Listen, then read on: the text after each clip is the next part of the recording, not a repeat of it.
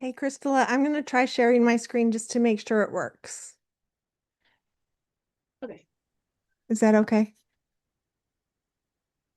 And then we can go back to our beautiful advertisement screen. Yeah, I turned that. Okay. Yes. Thank you. So is it showing?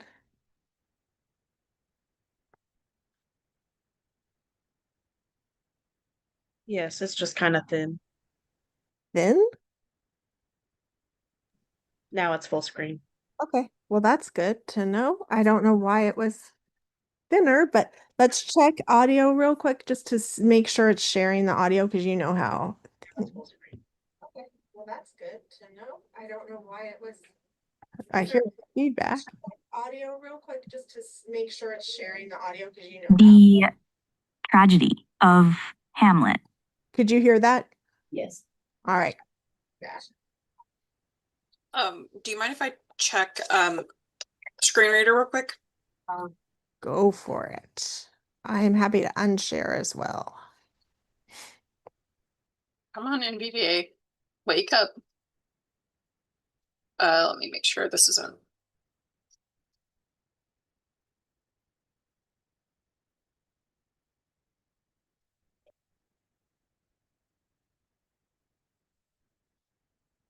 Can everyone hear the screen reader? No. No. Shoot. No, I don't hear anything. Okay. New share left paren. Alt plus shift plus S right. Layouts and options are shown. Calendar dash Madison Saunders. Sarah Fry has joined the meeting alert. Calendar dash Madison Saunders. 2 people have joined I the meeting. hear that. Calendar Now dash we Madison do. Saunders. 2 pause share left paren. New share. Okay. Select hope from Sherman Brennan to every select a window closed button. New share press to stop. There we go. All right. Thank you.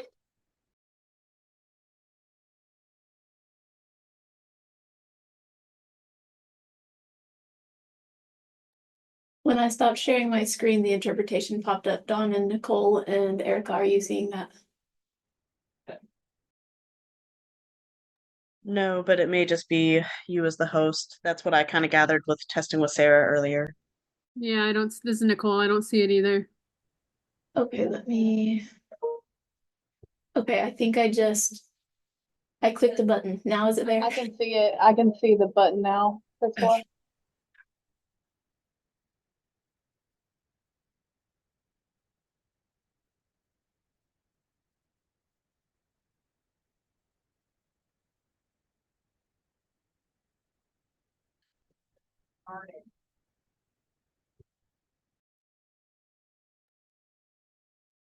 Where'd they go?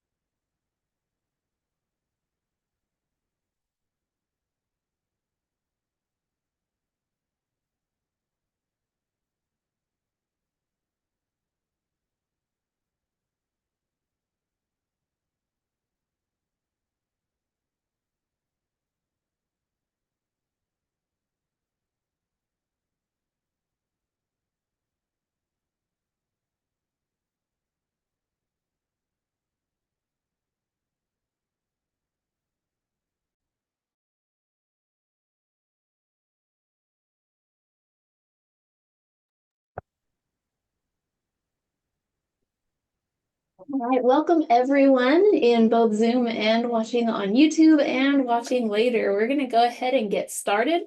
This is our OKLIS virtual session countdown to compliance. Thank you all for coming.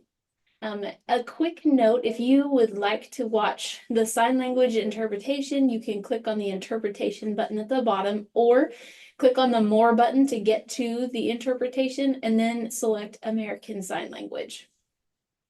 We will also be pinning the interpreter.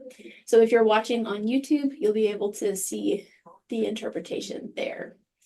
I'm going to hand it off to our first moderator and speaker to get us kicked off.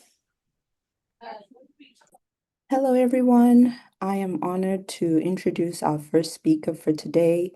Ali Sharp is an instructional designer and director of faculty development over at Langston University.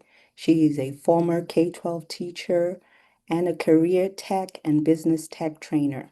She's also a Microsoft Innovative Educator and Google Certified Educator. Please show some love for Ali Sharp. Over to you, Ali. Thank you so much, and what a lovely introduction. Thank you. And thanks for the love, everyone. So you should be seeing my screen now. At the top of the screen, you are seeing the live transcripts that are part of Microsoft PowerPoint. And so I'll be sharing how to do that in the presentation, but also if you notice spelling errors and things like that, that's because it's AI. And so also on my screen, you see our beautiful Langston lion because I'm from Langston University and the lion is in front of the Student Success Center. So for my time, I will be talking about my accessibility in Microsoft 365 and in Google Suite.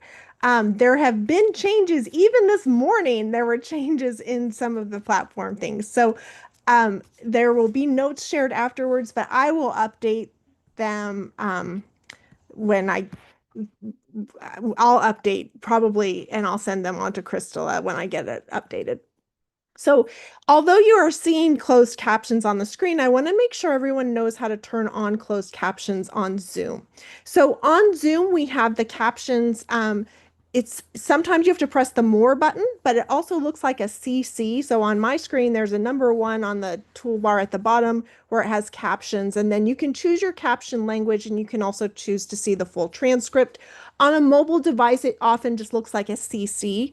So this is a slide that I put at the start of all of my presentations. If you are welcome to use it, I'll give you my email if you want to use this slide. I have this one and one for Teams as well.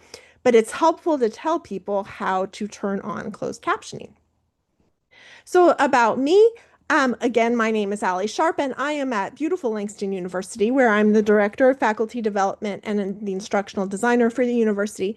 And my email address is sharpa@langston.edu.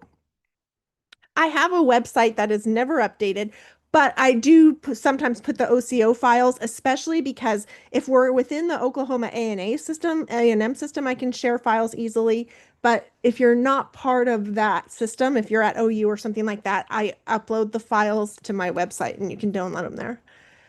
So I always like to tell people that. So my path to accessibility is that I was a teacher. I taught middle school. I'm so lucky because I've taught K-12, I've taught at career tech, I've taught community college, and I've taught university. And I was a business and career community technology trainer through Meridian Technology.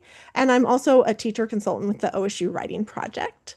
So in those experiences, I could see how accessibility was helping people. I taught in the community classes, I worked with senior citizens, and I could see how life-changing accessibility could be. And in my path to digital accessibility, as a computer trainer, I have my Microsoft training. I have the Microsoft Innovative Educator and Educator training. My Google certifications are Google Certified Educator and Google Certified Trainer, as long as I get it renewed by September 27th. Otherwise, it will say former. So my guiding philosophy with accessibility, and on my screen you can see it has some very common tools as the closed captioning symbols. We have the ASL, the low vision, hearing, we have the braille symbol, assistive devices, technologies, and then we have the universal symbol of the person using a wheelchair. But my philosophy is that we really don't have special needs. We all have the same needs, but we need different tools to meet them sometimes. So all of the tools that are on that bar, like the closed captioning and the braille, all of those are meeting the same need to have access to content. And so when I'm working as an instructional designer, I consider these students. The students who may have limited vision, and on my screen there's a picture of a book with headphones because those with limited vision use audio. Limited hearing, and then there's a picture of someone at a computer where it's showing closed captioning. Limited motion, and on the screen it shows the tab key, which is often what is used for people who do not use a mouse and do not or are using different devices. And sometimes we think like, how often does that happen really? Actually, a lot, because when you think about people who, non-traditional students especially, but students who have arthritis may not be using a mouse. They may be using a tab key. People who have had encephalitis in childhood sometimes will be using a tab key instead of a mouse. It's actually more common than you think. And then students who have limited speech, we think about that with speech hesitations. Those often are temporal issues where something needs to get done within 2 minutes, but it takes longer than that to give that speech. So the tools that I'll be sharing about with Google and Microsoft are exclusive tools. Are inclusive tools. And so there is a difference. Many times we learn about exclusive tools, and these are resource limited tools that are reserved for people who meet a criteria, like having a diagnosis. The most common ones that we know of in our daily lives are usually disabled parking and limited devices. They are reserved because they are reserved resources. But then we have the inclusive tools, or what are called everyone tools. And these are ease of use tools that are accessible for everyone. For example, ramps. By the way, the picture on your screen of the somebody using a wheelchair, somebody using a cane, and people walking together, that was generated by AI. Closed captioning is often very common on your screen. There's a screenshot from Saturday Night Live with showing people with the captions going. These are everyone tools. You do not need a diagnosis to use those, and that's what I'll be showing you today. So when we talk about Microsoft versus Google, we want to think about use cases and which will work for your needs. In terms of external sharing, Microsoft Professional and Microsoft Education is often locked to your university or to your business. Google is locked to Google accounts, but people can make a Gmail account for free. So when we talk about accessibility and sharing things, that's a big deciding factor, is if it's people within your school or not, or your organization or not. In terms of devices, Microsoft is available online, but it's also available as a download, and it has more robust features for the download option. Um, all Google devices are for the web. So that becomes almost more of a budgetary thing, for schools, of if they can afford to have PCs and Macs, if they can afford Chromebooks, which are less expensive, and if they have internet access or not. In terms of accessibility, the use cases are that Microsoft's are built into the apps, the Edge browser, the PC. Apple has built it into their computers as well. So Microsoft builds it in, and then you can add things on.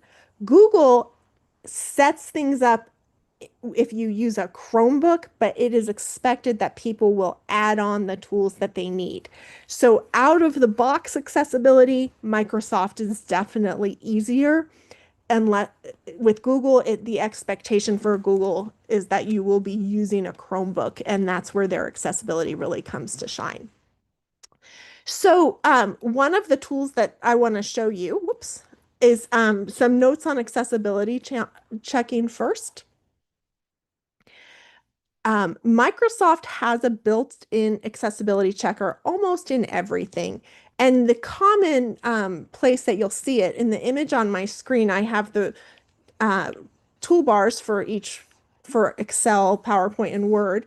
You'll often see it on the review tab. The tab says review, and then you go to check accessibility, review, check accessibility. Sometimes you'll see it on the bottom toolbar as well, depending on your version. But if you go to review, check accessibility, it will walk you through common issues.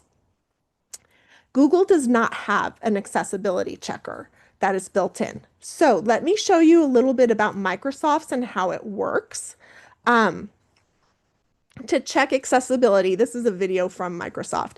You come up to that review tab, and then it will walk you through. So I choose check accessibility, and on the right side panel, it comes up with errors that need to be fixed for the document to be usable, warnings, which are things that you need to consider based on who is using it and if you're sharing it, and then tips. But it gives you advice on how to fix each thing, and it walks you through making those changes. So sometimes it can be a little overwhelming, but if you scroll down, it gives you ideas on what changes you can make. So Microsoft has an accessibility checker. So if you're not sure about things and you're like, I want to check it, but I'm using Google Docs, you may want to start in Microsoft and then upload the document into Google Docs so that you can use the Microsoft checker. Google does not have a built-in accessibility checker. However, it does have an option inside Tools where you can click on Tools and scroll down to Accessibility, which is on my screen, and choose to turn on screen reader support, turn on Braille support, turn on the screen magnifier. So that lets you self-check and see how it works, but you need to turn those on in the document. So that is just something to know with Google, is that you turn this on. And this is in Google Docs, Sheets, and Slides. In email, it can vary based on the platform of Microsoft. We discovered that in one of our OKLIS trainings, but in general, if you go to Message, you will see the option for check accessibility. Some versions have a review tab for check accessibility, and some it's on a More button and it says check accessibility, but you can check your messages for accessibility. Google does not have that within Gmail, but you can choose to put your messages in plain text mode, which will be helpful for people who to ensure that there's not content that's making it difficult to read. So again, Microsoft has it built in. Google, you need to do it yourself. A quick note about alt text, because that often comes up in the accessibility checker, and both Google and Microsoft and most LMSs prompt you for alt text when you have an image. Alt text, we just want to explain it to people the way we would over the phone. Whoops. And I use ChatGPT and other AI to generate descriptions. Decorative does not mean that the image doesn't convey meaning. Logos and colors are necessary to validate a source. This PowerPoint has orange and blue because those are Langston's colors. I am from Langston, right? And then we describe the meaning, the images. Just as through this presentation, I've been describing images to you. That's what we do with alt text.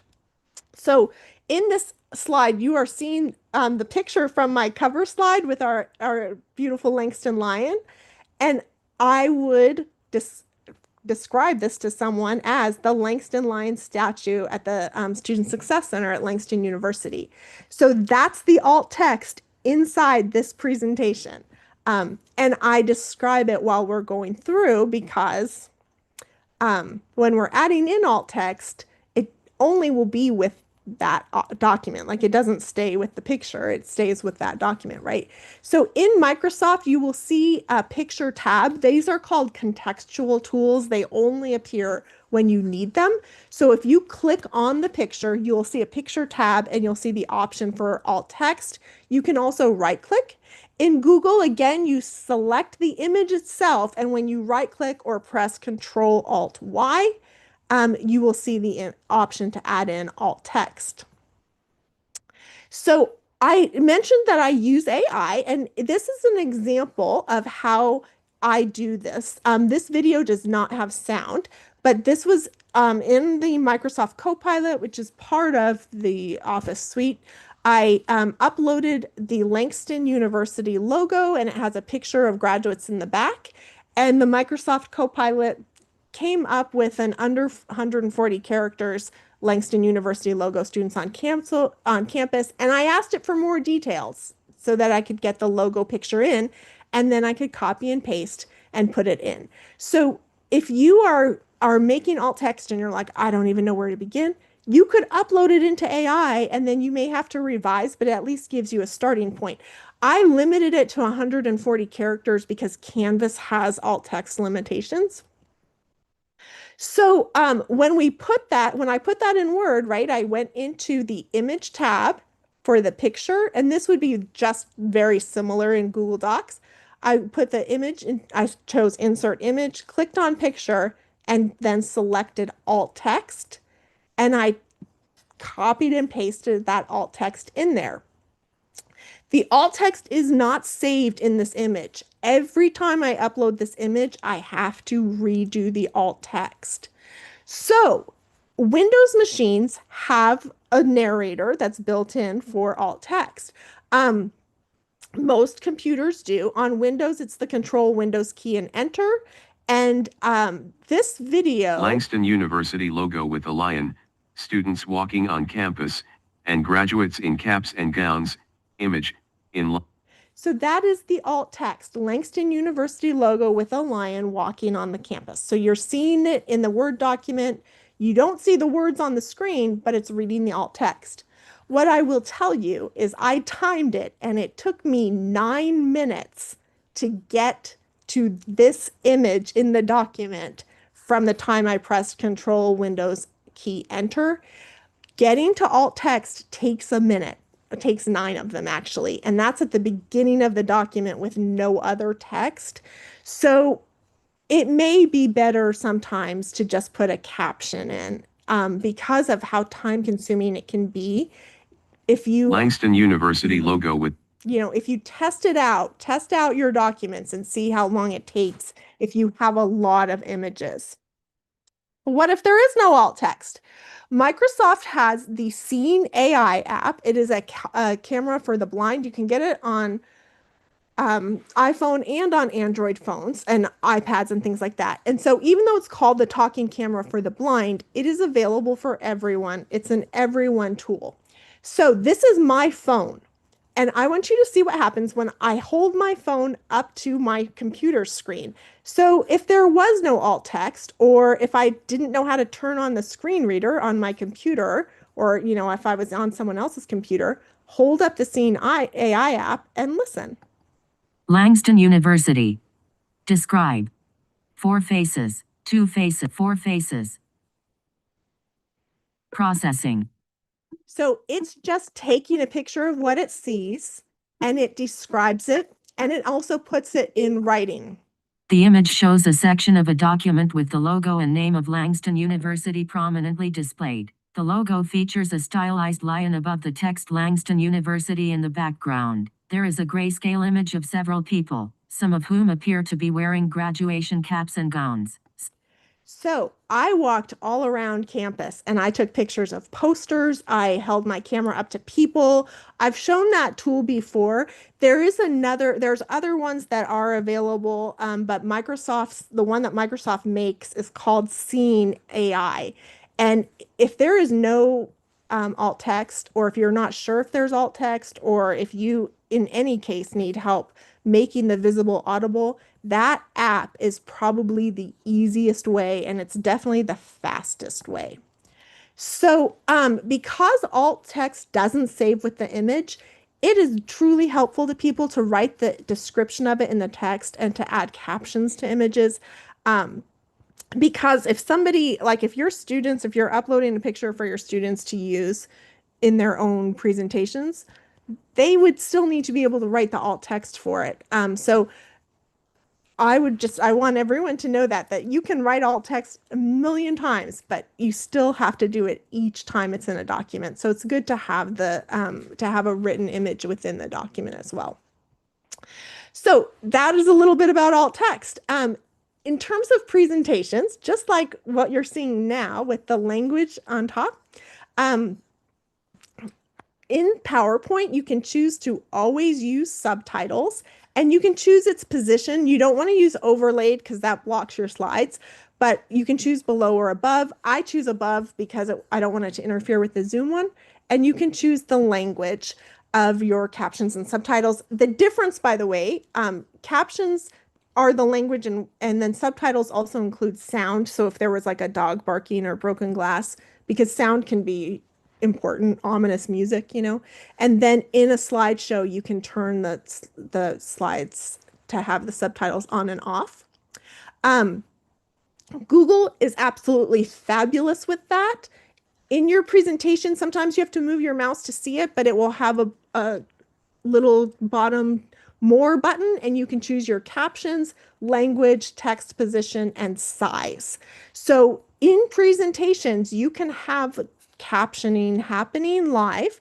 And in your face-to-face classrooms, you can have that on. Even if you were never changing the slide, it would be automatically captioning for you.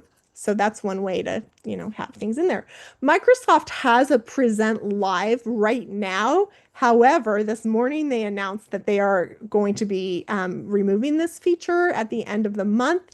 So I'm not going to go into that one because they're going to be taking it down. But you can always share presentations with people. Google is exceptionally good with this. When you're in large rooms, you can give people your link, or small rooms, but in a large room, you can do that, and anyone with the link can see it. So you just give access and share it and copy the link. Google also has a presenter view where people can type audience question and answers.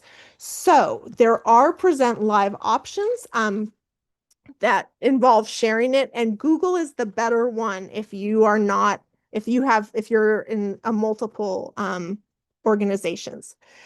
So presentation notes,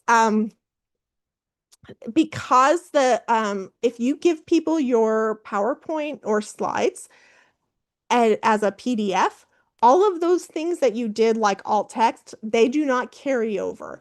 So you still want to give a written version, which I did an outline version for this presentation, and that I have to update because I made changes this morning on it. The images on the presentation, just as I've been doing, we want to describe as we go. And when you are sharing a slideshow, it is really helpful if you record the screen if you give a recording of it. PowerPoint lets you export as a video, and this is the easiest way to get the audio recorded, including the captions. So what I'm doing right now, speaking into it, having the captions going, I often do that when I've done a presentation at our university, if I want to make my own presentation to record for the future, so that people can watch it, because sometimes people ask questions that, like, they'll mention a student's name or something, so I have to redo it so it doesn't have any FERPA issues. I record it myself, just like I'm doing right now with the captions going, and then upload it into Canvas Studio or something like that. Making a video and having subtitles and having the captions within the video, like you turn on video captioning and do it properly, that is much more accessible than handing somebody a presentation with narrations, because narration doesn't have captions, and it still needs to because it's audio. Let's talk a little bit about documents. For a second, I'm going to jump in and see if there's any questions. If there is any. Yes, there's a few questions. Francesca would like to know, if I'm turning on Google accessibility tools, does that mean I need to have a reader on to No, test accessibility? It would if you wanted to test the accessibility with those tools. That's such a good question. But if you're turning those Google tools on, it will work with those tools. But how well it works, we don't know unless we actually test it with it. But thank you for that question. So the only true way to test it is to have those tools. But I would say turning them on is better than not turning them on, And I see that Crystallette is promising the slides on Monday. So yes, on Monday, by Monday, I will have updated the list that I have. So thank you. Is there any other questions? Yes. Sarah Fry would like to know if I have an image in PDF that I'm distributing to students. and it already has a descriptive caption under the image. Should I copy that caption into the alt text or write a different alt text? I would copy that caption into the alt text, or I would put in the alt text like a short version and say image and caption. And I know there's different people have different comments, different ideas on that, so people can put that in there. I would put it in both places. Um, but if you also say, like, if it was a picture of that lion, I would say lion statue details in caption, something like that, depending how long the alt text is. We don't want to leave the alt text box blank because they'll hear image and they won't know what it goes with. But that's a good question. So it doesn't have to be like word for word duplicate, but they should know that that image is linked to the caption. Okay.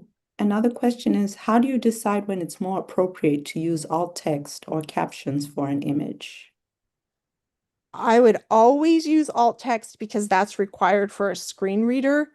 I would use captions if I think people who are reading this document will need to know what the picture is.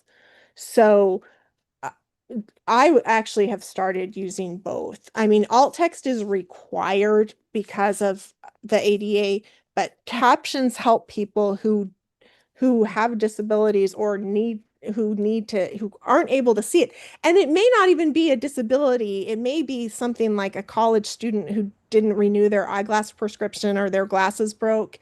Having that in there will be able to see, or somebody with poor bandwidth, the picture doesn't load. So I would say it always helps to do both. Okay, we have another question. When you record a PowerPoint, do closed captions stay closed captions or become inaccessible?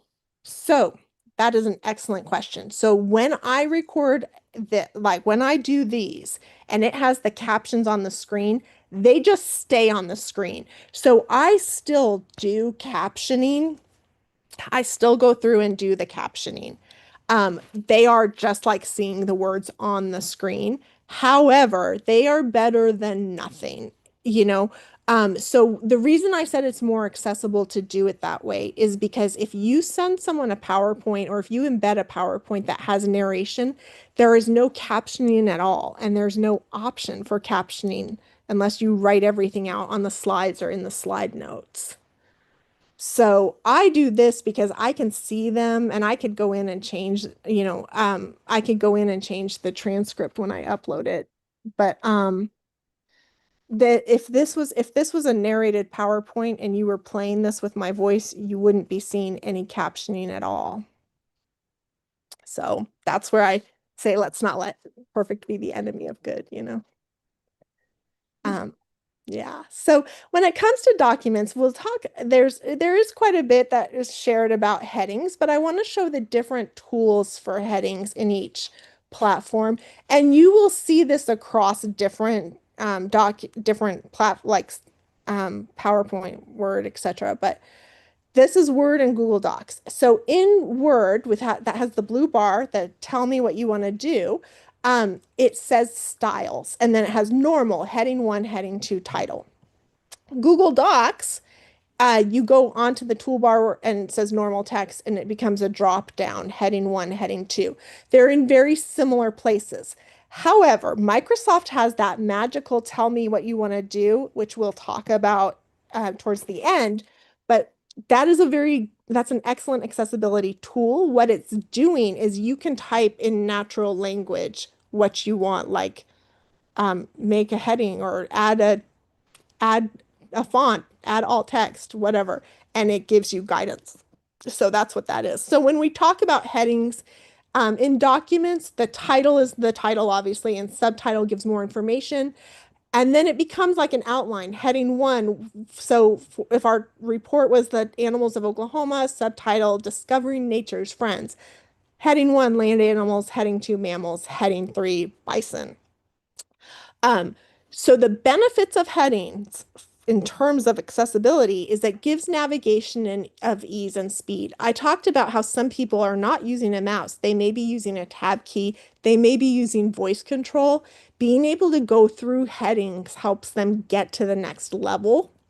And they can locate those sections. It enhances readability and it breaks up blocks of text. It also provides consistency. I talked about how describing the logos helps people make sure they're in the right place, having consistency in headings gives people an anchor within their document to know they're in the right place.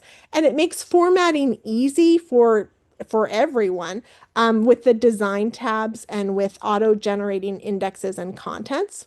It also makes it very easy for collaborations to have segments of sections together, like you're going to do this section and it's divided by headings. When it comes to working within Microsoft and Google, for people who are hands-free, they can dictate. So and I've used this is in Outlook is I think the top one with the microphone, and then in Word and in most you'll see a microphone and you'll see the option for dictate. And then if you needed to change, if you have an accent, you could find the accent or the language that works. So it recognizes your voice. So instead of typing, you can just dictate, and then you also dictate the punctuation. Google has that as well. You will see it under the tools, and it will say voice typing. It's Control-Shift-S, and a little microphone will pop up. And again, you can select your language. On my screen, you can see it says click to speak. You hold down the microphone, and it will record as you are typing. Google, if you turn on the tools accessibility, it gives you the option to verbalize your selection and verbalize where you are moving through the document. So the dictation tools help as people are typing, if they want to do voice typing. There's also a read aloud tool. So in Microsoft, this is a view from Word, but you will see it everywhere. People who use Canvas are also seeing Immersive Reader because it's built in. There's Reading View, which is a simplified view, and then Immersive Reader has read aloud tools. So you'll see those usually under the View tab. Google has yesterday started having an audio option within Google Docs where you can listen to the tab. This is not for every Google account. I have a few Google accounts, and I have one that I use for work and personal and stuff, and it's only on one. So I think they're just rolling this out. However, what it does so well, because yesterday I was in a meeting with librarians, and we were talking about how some documents are very difficult for screen readers, even with OCR, especially older documents. So the document I'm going to show you is from a Shakespeare folio, because with his 400th anniversary, there's been a lot of those older documents. So you can see this in Google. I put it into Google Drive, and then I uploaded it as a picture to Google Drive and opened it in the tab and opened it in Google Docs. So I want you to see how this read aloud works. I was hoping this would play in full screen, but we'll just make it zoomed. So you're seeing the picture says The Tragedy of Hamlet. It is from a 1611 book. The Tragedy of Hamlet, Bar, Rpince of Denmark, Actus Primus, Scana Prima, Ubi Boda, Enter Barnardo and Francisco, 2 sentinels. W. Fran. Barnardo. Bar, he. Hose there. Dalu osu. Fran. Nay and for me. Stand and unfold your felf. Lag bar. Long. Live the king. So you can see it is not perfect, but it did read. It noticed that there was a spelling error for Prince in that 1611 printing, and you heard it saying bar. One time it was this bar, but most of the time it was the name Bernard. And it struggled with some of the letters, but it did read this image aloud. So this isn't even a PDF, it's an image. And so that is appearing in Google. It started to roll out. When you see it, you'll see it in tools underneath the voice captioning, and it will say audio. Listen to this tab. So Read aloud is coming slowly out in Google, and it is all over Microsoft now. Read aloud, the icon looks like an A with, I think of it as a little Wi-Fi symbol, but the voice, it works on most pages. It's available offline, and when images stay on the page. In most Windows Edge things, you'll see it either by right-clicking or pressing Control Alt Space. Immersive Reader, it's a screen tool, so it looks like a book with a little volume. It will let you change the colors and the fonts, change the focus, show the syllables. It translates documents into other languages. You can change the voice and the text, and it has a picture dictionary. On Windows devices, you get into it through F9, and it works on mainly text heavy. So I'm going to show you the difference between Microsoft Edge and Google Chrome for someone who wants their document read aloud or using some reading tools, for example, support with focus, decluttering it. So this is the Wikipedia page about Oklahoma. This first one is going to be Microsoft Edge. So I'm in Microsoft Edge. Contents. That was the voice narration. I just went to voice up on the top right corner and chose voice, and it read out. This is why we would want to be able to skip, it just read off the first page. Now I'm going to go into Immersive Reader after I change the voice and show you that. I think. Okay, so Immersive Reader, I have choices right when I come in. It looks like that little book.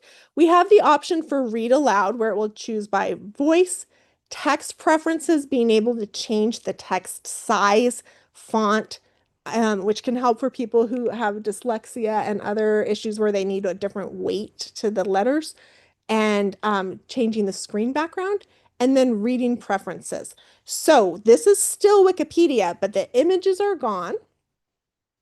And then when I come in, I can change how my text looks and the size. I can change all of these options to make it easier to read.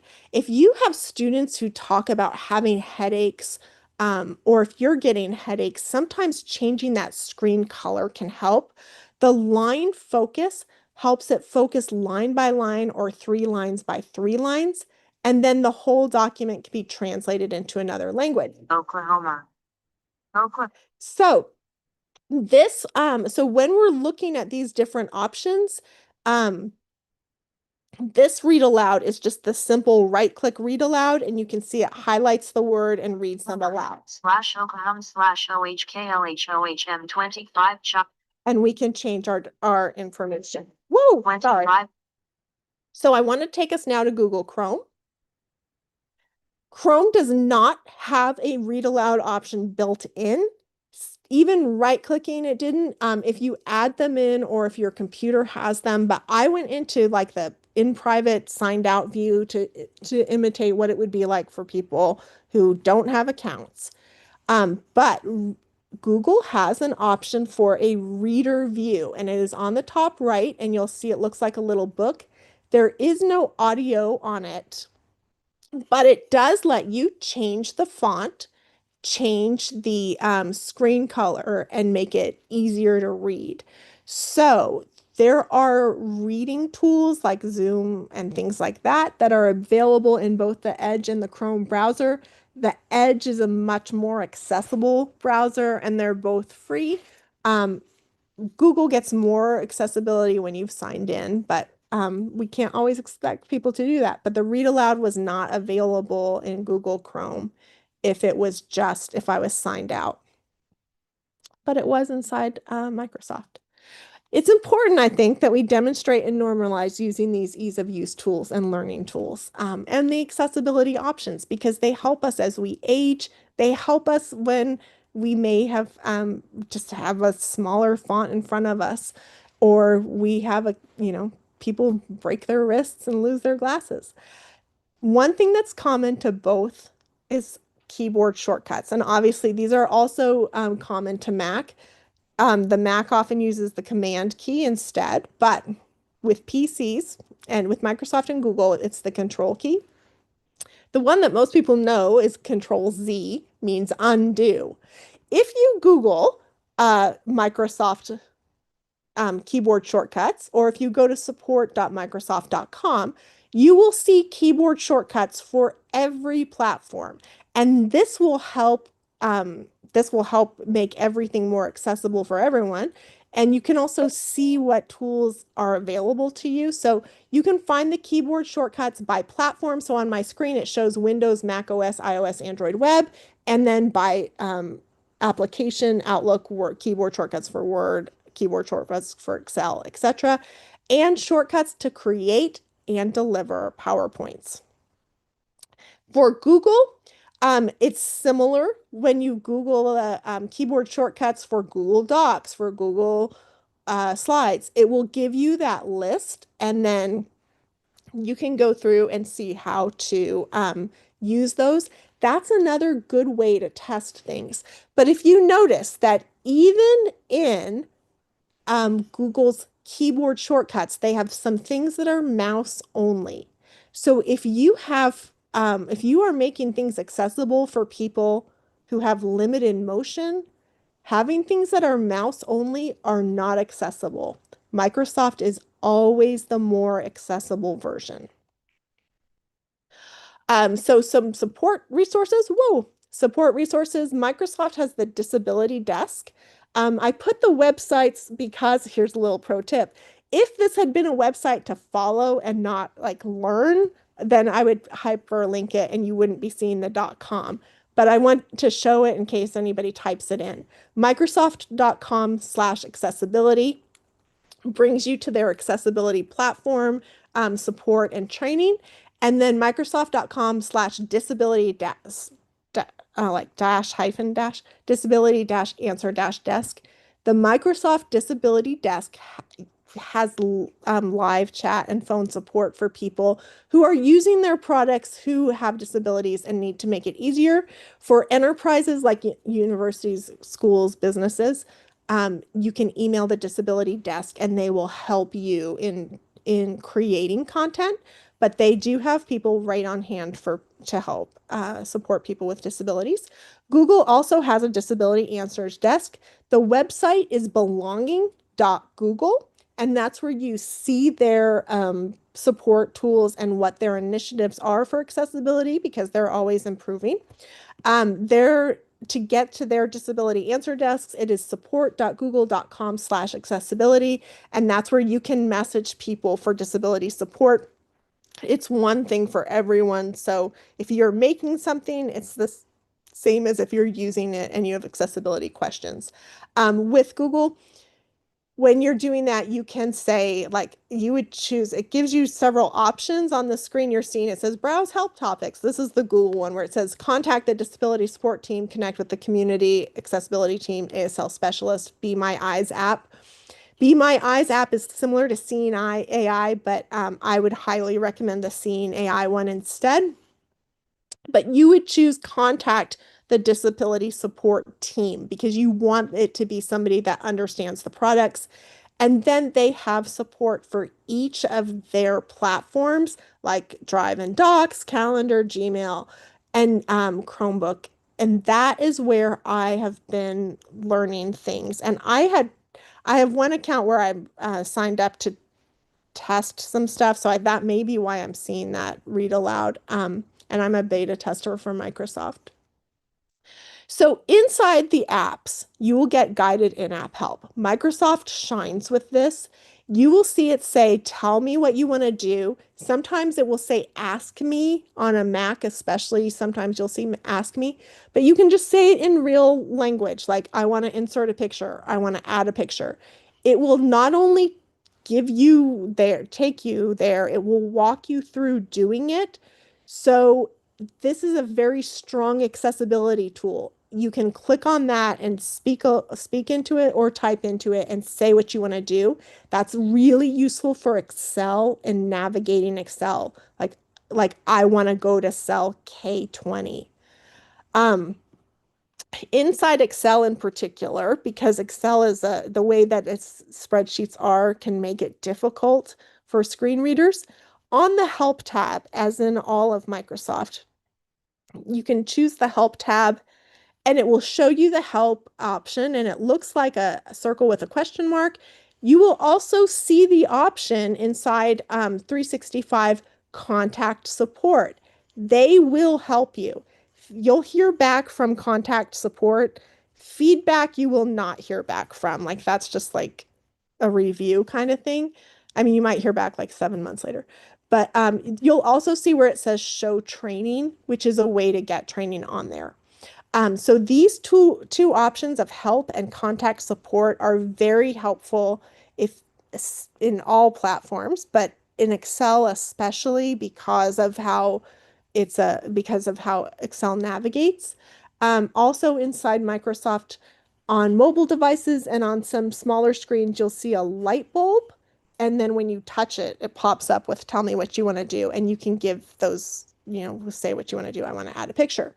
With Google, you would go to the help tab and then you'll search for the tool. So sometimes you have to know the language. Like if I said insert a picture, I think I had to come up with insert a drawing or insert an image. Like it doesn't do quite as well with a live language, but you can, when you figure out the Google term for what you're trying to do, like add alt text or something, you can go to the help tab, type it in, and it will bring you to that tool most of the time, or it will give you the instructions. So as you're working, both of those will help you. We talked a little bit about seeing AI when I was showing you what if there's no alt text. It is the superstar that transforms the visual world. You can hold it up to screenshots. You can hold it up to money and it will show the denomination. You can show it up to barcodes, and it will help. If there was one tool that you could put on your phone that would help everyone, it would be the Scene AI because you can hold it up and it will show you what the world looks like. I did want to show how we can make the Audible and get quick transcriptions because that can be a little bit tricky at times. But within OneDrive, so Google does not do this, but within OneDrive it does. So I'm sharing my screen over into this is OneDrive. This was the recording. You can see it says I made it about an hour ago. It was when I did the Hamlet thing. So this is that recording. When you are in OneDrive, if you have a file, hang on. I zoomed this in and now it doesn't want to unzoom. When you are in OneDrive, it will automatically transcribe videos for you. So when I open this up, and this is actually my personal OneDrive because I thought I wanted to show it like what it looks like for people who don't have the enterprise, but the enterprise one is even faster. If you upload a video, it will create the transcripts and you can edit them. So it had some of the words wrong and I could edit that out and fix it. So if I didn't want those stars there, I could do that. And then you can download it as a Word document or as a VTT to add up as closed captioning. So for this video, if I was recording this video and I wanted to have a transcript of it that I could easily fix, I could upload it into OneDrive and then it would let me download it into a Word document that I can edit and it would give the timestamps. It can also do that just for plain audio. Inside Microsoft Word, you can also upload audio files and it will just transcribe it for you. So this is inside OneDrive and it's in everybody's OneDrive. It will automatically transcribe those for you. So that is how I would do that with video. And so that's how and then we talked about the Scene AI app and I just cannot say enough about it because it's so useful. And it is available to everyone for free and it works indoors, outdoors. Like I've made videos in the past and shown people how it works. And this is a demonstration from my house and you can see it going through the barcodes. Product. That's our laundry detergent. Tide Pods liquid laundry detergent packs. Free and gentle. 57. And so it goes through and it tells all of the ingredients that are in there. This was some sunscreen. that I'm having. Processing. And it gives the ingredients. Preview. Here's this picture. Processing. A bunch of bananas with a purple label. And then this was actually a picture. So this was a picture in our house. Processing. A picture of people sitting on a bench in front of a plane. And I'm just holding these things up. So my husband made this, designed this speaker from Kicker when he worked there. Process. A hand holding a speaker. Right? And here's our dog. Processing. A dog standing in a field. So you can see we would probably not describe that as a field. We would describe it probably as grass or a yard, but that's still pretty good. And that is as fast as it was. I did not speed those up.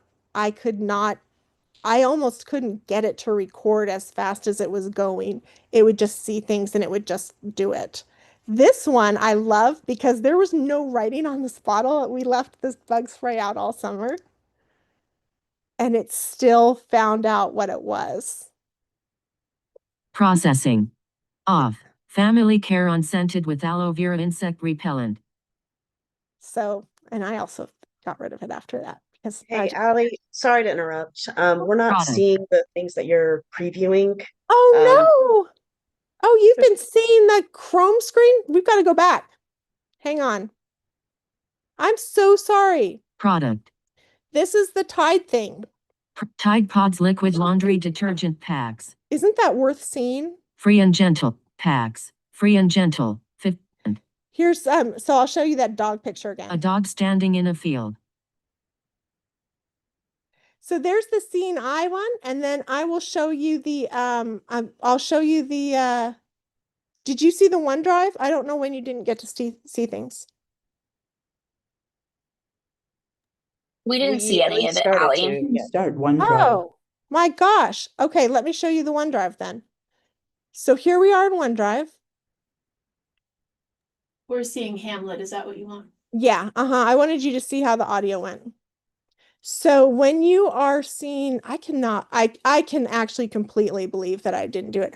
I will record this again, Crystala, for you, so that way you can have it and everybody can see it properly, okay?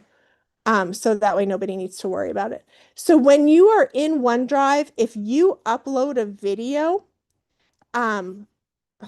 it will then automatically transcribe it. So you can then, Long. there we go. This is that Hamlet screen and you can download that transcription or you can change it. So I will make a video of this and I will make sure everybody gets to see it. So what you missed was seeing that and seeing the AI, the Seeing AI screen and how it can do text, people, and products. I think that's what you missed. Feel free to interrupt me. My goodness. So we are, so when you're using Seeing AI, that would be the app that I most recommend. So your next step will be to explore the tools. My next step will be that I'm going to re-record it and make sure that everybody can see that. Model how to use these tools for other people, especially Immersive Reader, because that helps everyone because it has the read aloud tools. And use those accessibility checkers in Microsoft to help get things ready. And as Google starts rolling them out, I think they're also getting ready for the ADA. So do we have any other questions besides how I didn't know not to, that I wasn't sharing my screen? So we have a question here. Will Seeing AI read handwriting? Yes, it will. Seeing AI does an amazing thing. It does read handwriting. It read 7-year-old handwriting to me. So yeah, and it reads it in multiple languages. We have another question. Is there a way to use image placement options besides inline?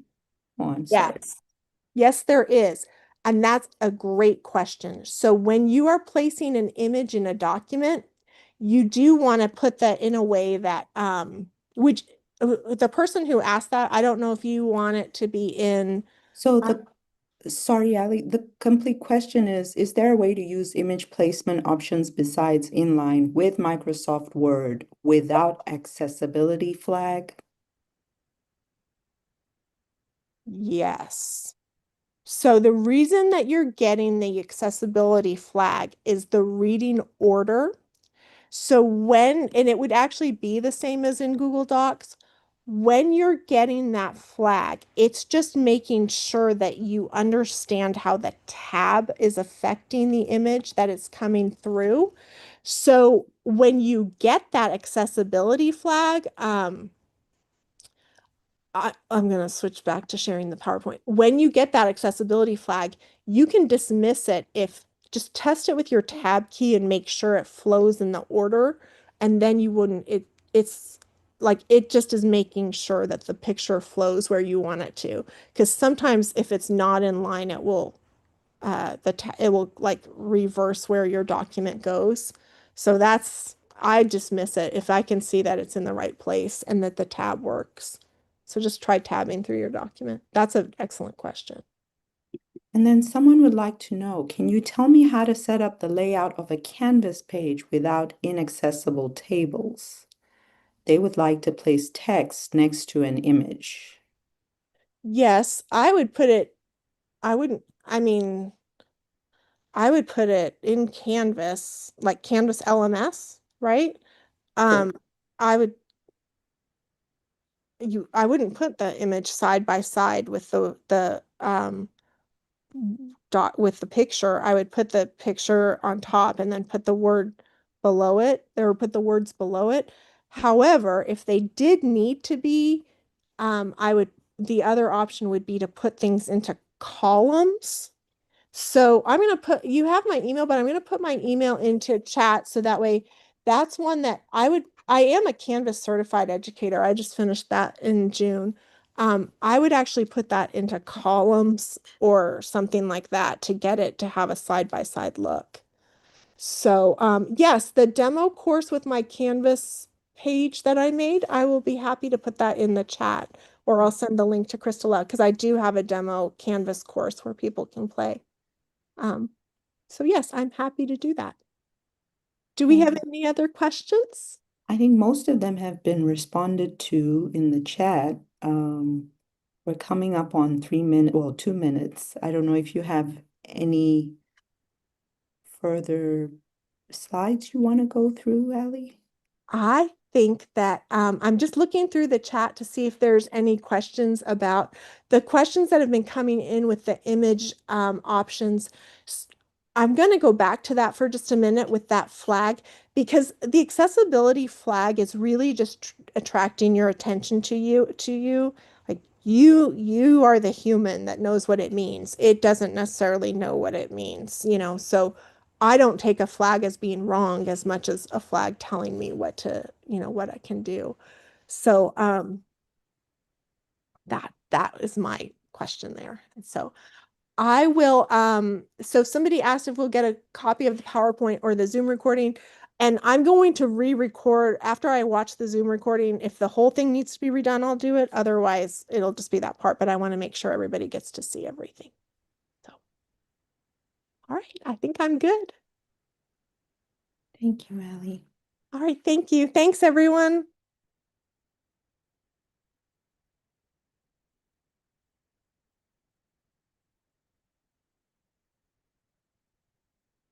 You have a break for a little less than a minute if you need to stretch.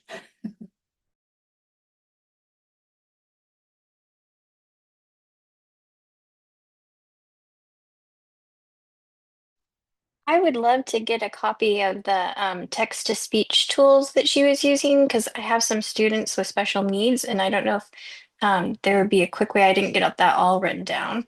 I'll send them to you, but what school are you at? Northeastern State University. So you guys use Google, don't you? Or no? We have Or a you lot use of different Microsoft? things that we use. But the issue that my students are running into is a lot of the voices are just so they're not naturally computer generated sounding voices. So it's distracting for students with ADHD. Okay, so what is it? Can you give me an example? Let's do this in live time. Can you give me an example of something that your students are looking at? Like an actual text they're looking at, or just a verbal example? Well, like, is it Yeah, like is it a PDF or is it a document or a book or? It'll be a PDF and it'll say like it'll read the whole sentence, but like rather than skipping, the citations, it'll say parenthesis Kerr and Meyer, comma 2001 parenthesis period. And it's like it's very distracting for students with ADHD and the intonations on the the syllables, how we Yes. give accents to certain syllables in American English, it's not correct. So I will show you. Um, I will be happy to help with that because I know the next person is going to go in there, but I will say using Immersive Reader, so going into the Edge browser using Immersive Reader, you have a lot more choices of voices, and Immersive Reader takes out a lot of the clutter. Thank you so much. Well, it looks like we are set to start the next session. I'm Catherine Earl Wilcox, and I'm with OCCC, and I am thrilled to have Adam Thiel with us today. He is with Oklahoma Able Tech. And a little brief bio about Adam. He works with schools, businesses, nonprofits, and state agencies across Oklahoma to teach how to make their digital content usable by everyone, including people with disabilities. He's passionate about helping people, so he'll fit right into our group here. He will instruct us with simple ways to make technology more inclusive, and he's on a mission to make sure no one gets left out when it comes across. So his session title, PDF is a 4-letter word. So Adam, I'm going to toss the ball to you to let you describe what you're going to be presenting to us today, and you are very welcome to join us. Okay, well, thank you for having me. Yeah, I want to check to see if my presentation is going to work. Let me do this. And apologies, I didn't have this set up beforehand. And of course, it's going to hide all of my tools because Zoom loves having other things pop up. Why can I not see that? Let me see. Apologies. It is. I need to do that. I need to do that so I can see my Zoom screen. There we go. And then I need to share my screen, and I want to share that screen there. So everybody should be seeing my slides now, hopefully. And we are going to do your questions at the end, Adam, unless you want me to stop in between. Okay. No, at the end is great. I mean, if we do get a good question, I don't mind pausing to go over it. But yeah, like this is only a half-hour session, so it shouldn't be too long before we can get to everybody's questions. So, all right. So for people that don't know who AbleTech is, I know we've got kind of a big audience here today. I wanted to just a really quick introduction to who we are and kind of why we're talking to you today. Because we get this this look a lot from the child we have on screen here, just putting her hands up saying kind of like a "Who are you?" and "Why are you talking to me?" face. So we are Oklahoma's Assistive Technology Act program. There is an ATAC program in every U.S. state and territory, so there's 56 total. And we are considered a sponsored program of Oklahoma State University. So on paper, I'm an OSU employee, but we are separate enough that we have some kind of additional freedoms that some of the other OSU programs don't get. And what we do is we provide assistive technology evaluations, consultations, and demonstrations of different devices. You can borrow devices from us. We work with a lot of teachers that, maybe they have a student in their class that may need a device, but they don't know exactly what types of devices are available. And so we can let you borrow devices for up to 6 weeks, typically, to try those devices out, see if they work. And then if you do identify a device that works, we can help you get a financial loan for those devices because they can be fairly expensive. We also have a program in Oklahoma City that takes in durable medical equipment donations, refurbishes those items, and then provides them back out to the community free of charge. But the reason that I'm here talking to you today is that we also provide digital accessibility training and technical assistance, and that's my job. I get to do a lot of webinars like this where I get to teach people how to make their content more accessible. For more information, you can go to okabletech.org and get info on all of our different programs there.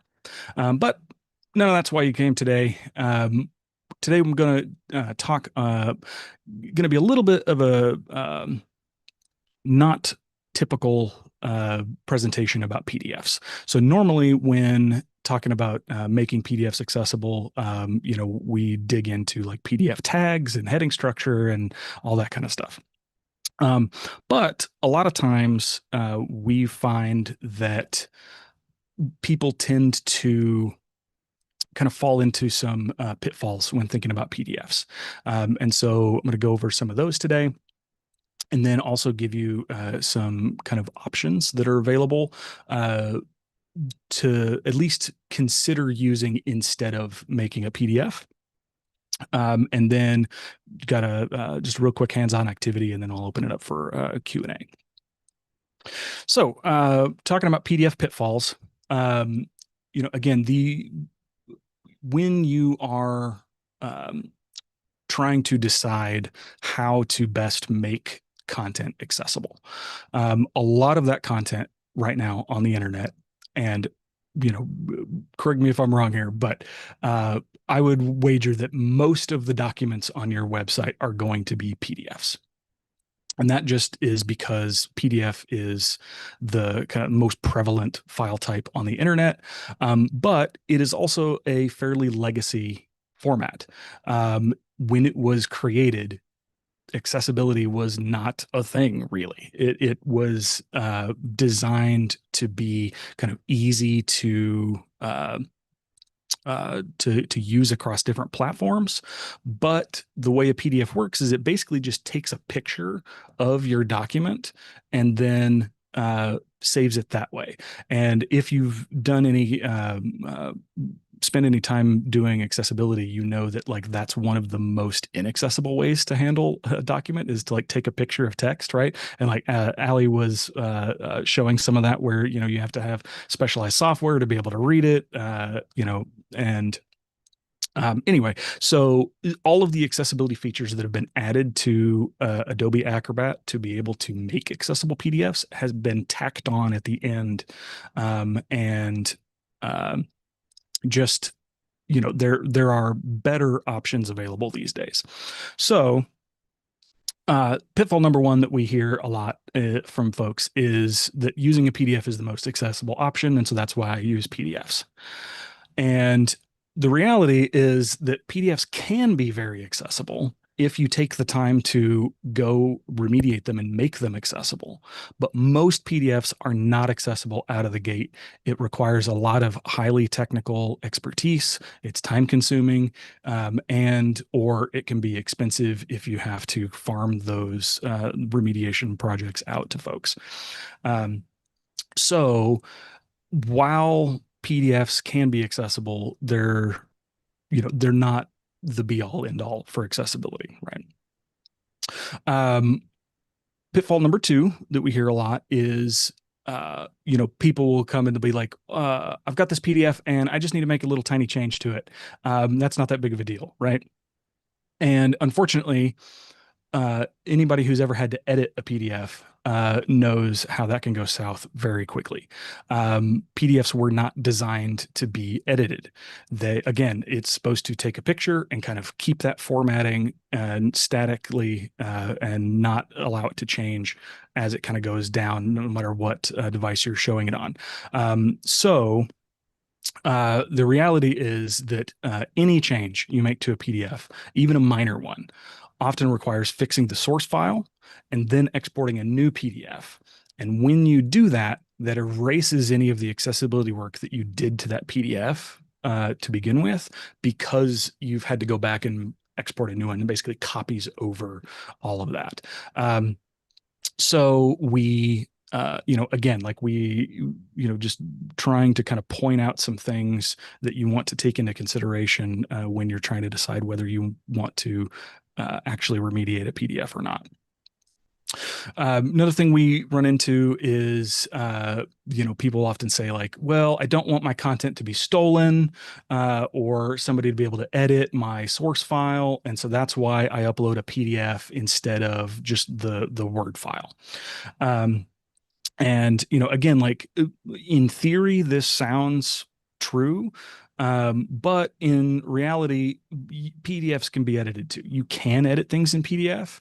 And people can quote unquote steal your content no matter where it is, right? Even if it's on a website, if it's on a Word document, if it's on a PDF, people can take it if they want to, but most people don't. And people don't make the same argument for the content that they put on their website, right? You're putting that content out there. It's supposed to be accessed by folks. And so trying to kind of like hold that back is a little against accessibility. And even if people do download your source file and then edit it, they're not actually editing the original, it's a copy of it, right? And so you still retain the control of the original file, and it won't be, somebody can't go to your website and like delete it off of your website, for example. And so that tends to kind of be a little bit of a moot point. Pitfall number 4 we hear is, well, okay, in that case, I'll just lock my PDF down with a password so that it can't be edited then. And, again, yes, you can do that, but any document that is locked down to prevent editing often also blocks assistive technology from working correctly on it or at all. And so again, you're going against accessibility. You want people to be able to access that content. And a lot of the time, there are many ways around that password. It doesn't take very much work to pull up a locked PDF and just take a screenshot of it, for example. And then I've still got that content anyway. So a lot of the kind of arguments we hear for why people use PDFs just kind of, dig a little bit deeper. They kind of don't hold water most of the time. Another one we hear that we run into is, hey, I've got this form that that is a PDF, and we need to make it accessible, and we want to use a PDF. Well, unfortunately, PDF forms just have a ton of limitations.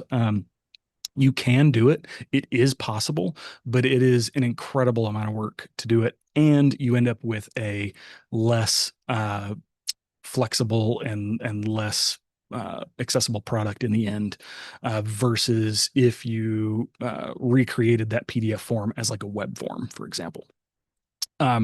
It's anytime you add form fields to a PDF, that like just ramps up the accessibility work that you have to do. It's a lot harder to remediate.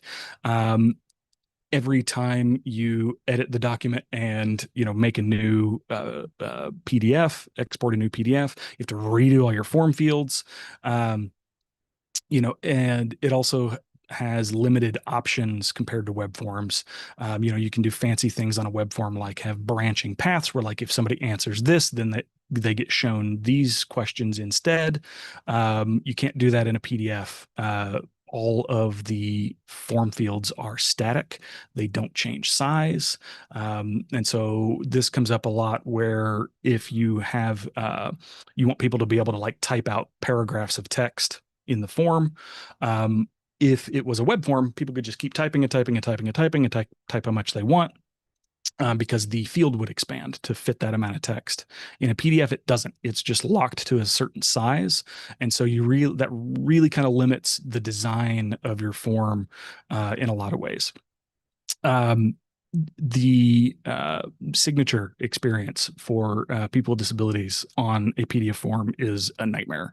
There's just almost no good way to do it in a PDF, and Acrobat is just kind of full of bugs that if you ever run into them, it will make you want to cry.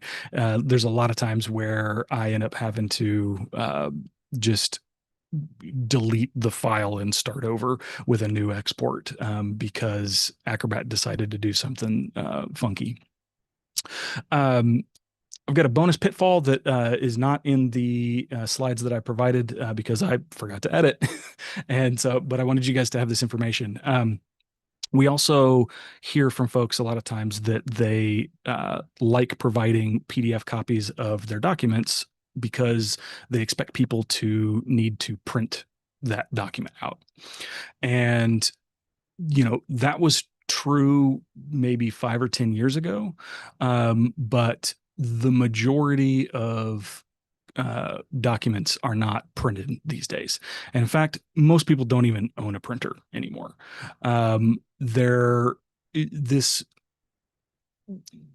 This argument, like allowing people to print your documents is good. That is added accessibility, right? Because some people might prefer that, they might need that, but that should not be your default mode to provide this content to people these days. Part of that is because most web content is accessed on mobile devices these days. It has steadily been growing, and I believe it is now over 50% of people access of web content accessed by folks is on a mobile device. And if you've ever tried to open a PDF on your phone, you know that it's just a nightmare. You have to constantly like zoom and move, and it's difficult to view, and that's just because that's not what PDFs were designed for. But all of these pitfalls that I've mentioned have a really easy solution. You do have options here. You don't have to go with a PDF just because your document is a PDF to start with. So this is kind of the order of operations that I use when evaluating, if somebody comes to me and says, hey, I've got a PDF that I need to remediate. This is the process that I go through.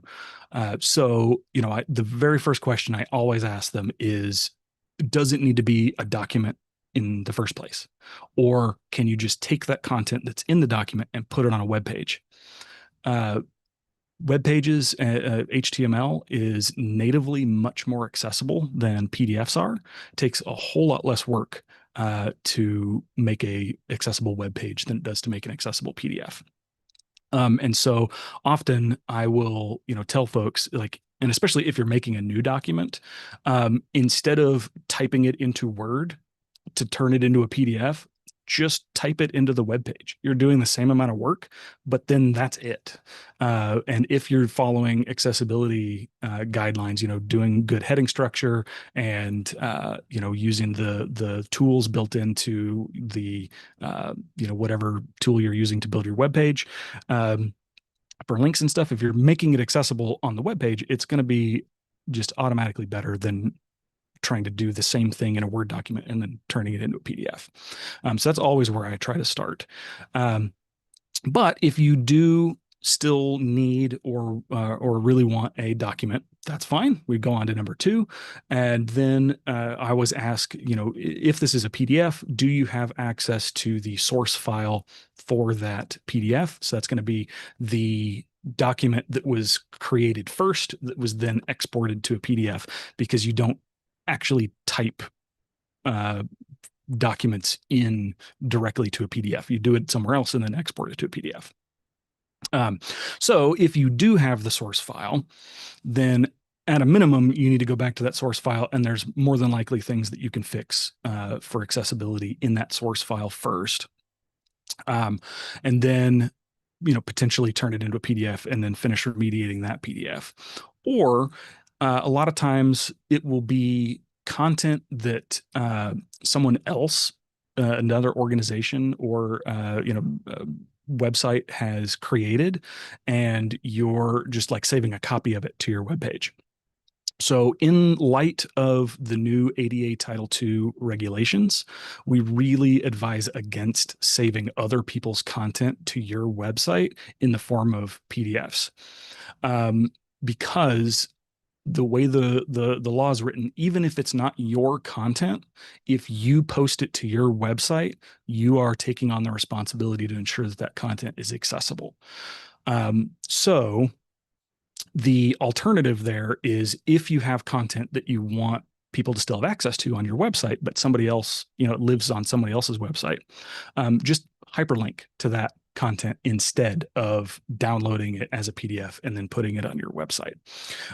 That's a good, that takes the responsibility kind of off of your shoulders to ensure that it's accessible, because it doesn't live on your website anymore. You should still be trying to find accessible sources, right? Don't, try to not like knowingly link out to something that's not accessible. But, if that happens, you don't have the responsibility to make that content accessible because it's not your content. Just a little note there. So if you can get the source file, often it's better to just put that source file onto your website if it's your content, as opposed to turning it into a PDF, because again, like it's making a PDF accessible takes much more skill and time than if you were to just make an accessible Word file. Another option would be that I always ask is, if you let's say you don't have access to the source file, right? And like all you've got is this PDF and it's from 10 years ago and you just need to fix it.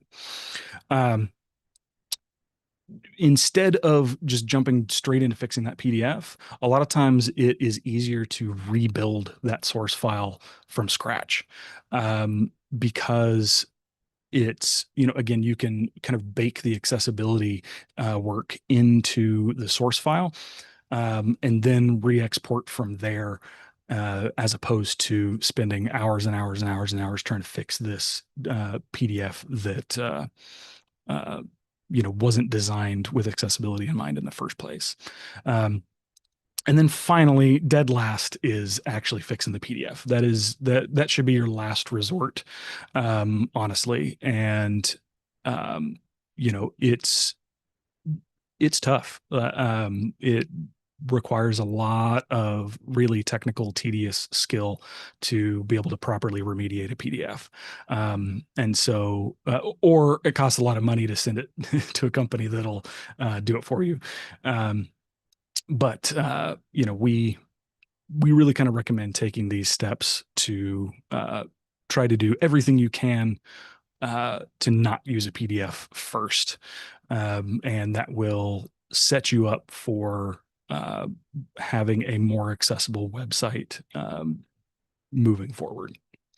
So in light of that, instead of a hands-on activity, I'm going to do a little bit of hands-on homework, because this is not something we can really do in real time. But I challenge everybody here to go find 5 obsolete PDFs on your website and delete them, or do more than 5. And I guarantee everyone has at least 5 that they can go and delete. Now, I will say, I should have put a little asterisk on here, right?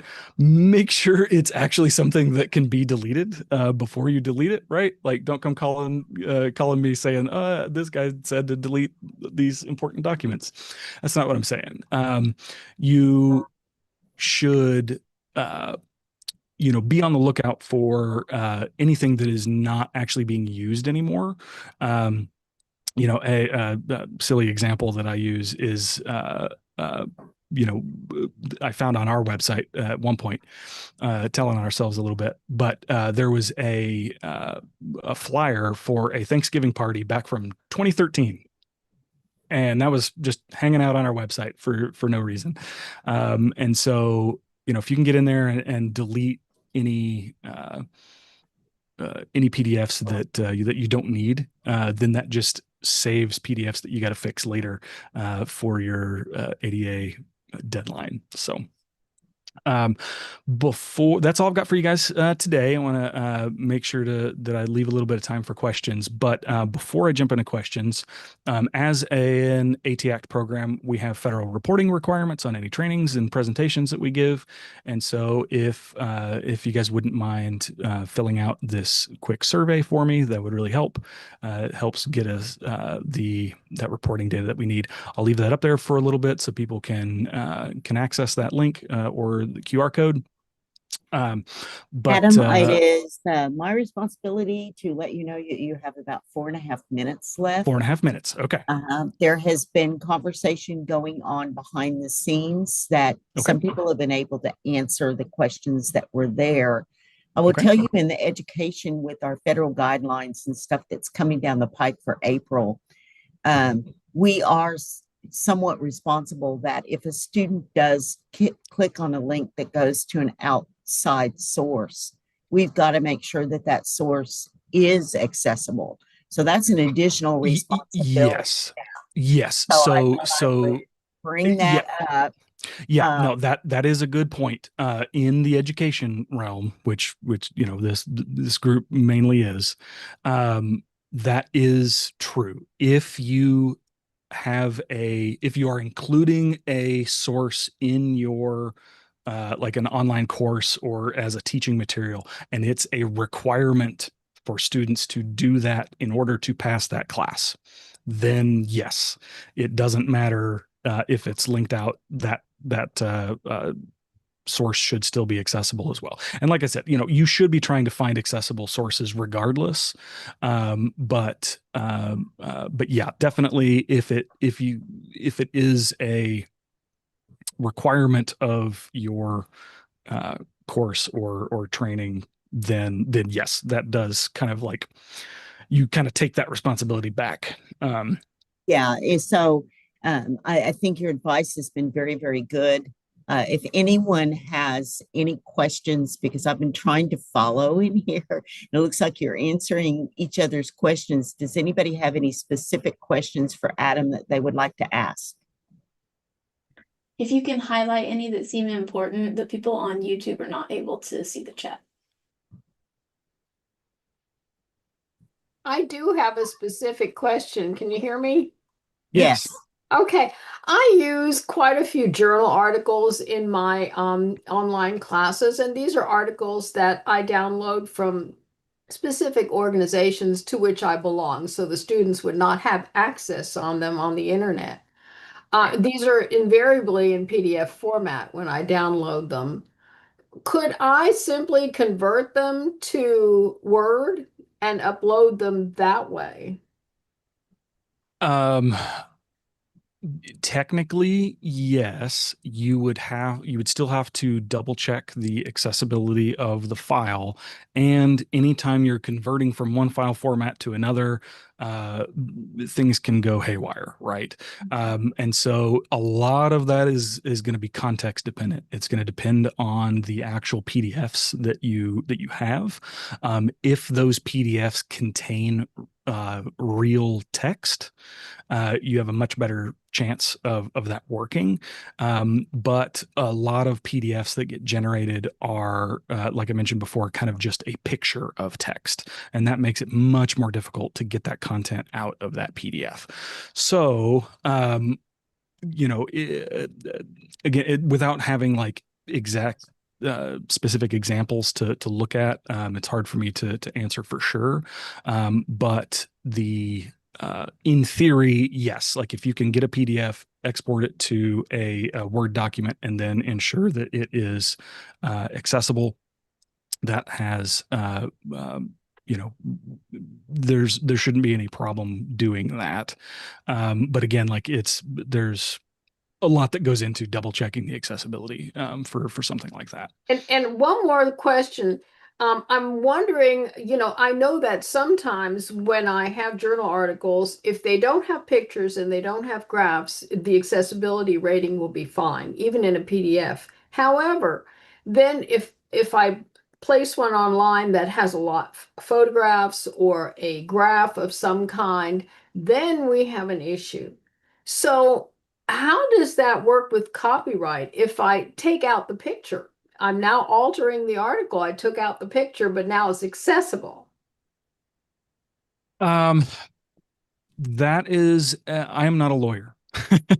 Neither am I. But I will say that I've dealt quite a bit with education materials and copyright. Most of the time, as a education entity, right? You have a lot more leeway regarding copyright infringement than other folks do. There is a kind of a designation of educational fair use that that comes into play a lot of times. However, the best course of action is always to contact the publisher, the supplier, whoever created that content, and just ask if you can edit their content, and they may even have an accessible version that they can send you instead. Otherwise, I would say that removing an image from an article is not necessarily fundamentally altering that content, the text of the article, and so that should be fine. Again, I am not a lawyer. Please run that by your legal team. But so now there are a ton of questions coming sure. through. Yeah. Can I interrupt really? And We're right at time. Yeah. Do you think, Adam, if you can be answering some things in the chat, but maybe copy those to a Google Doc that we can link to in the resources so we can send that out to the people with either watching asynchronous or through YouTube? That would help a lot. Thank you. Yeah, and I'll also throw this slide up real quick. If anybody has any questions about accessibility, please reach out to us. We are always happy to answer any questions for anybody, and I'll put this in the Zoom chat as well. But our email address is abt.a11y@okstate.edu. Well, we thank you very, very much. We appreciate your time. Yeah, thanks, everybody. Well, hi, Darren. How are you today? I'm doing fantastic. We're going to let she makes Stopping a and break starting. in between. Yes. Yeah. So let's bring in our next speaker. He is Darren Denham with the University of Central Oklahoma. Go Broncos, isn't that what we're looking at? That's right. And he has extensive experience serving as the Assistant Director for Digital Accessibility. He's worked in web and content management for over 15 years with a strong focus on digital accessibility. He loves to collaborate with students, faculty, and staff to make technology inclusive and approachable. And he's also a UCO alum with a background in broadcasting and marketing. So take it away, Darren. Thank you so much.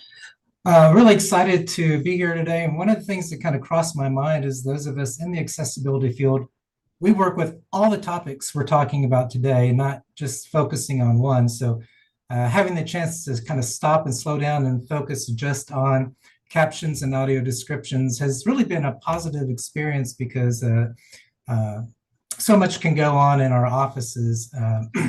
I do work at the University of Central Oklahoma. I'm part of the Center for E-Learning and Connected Environments.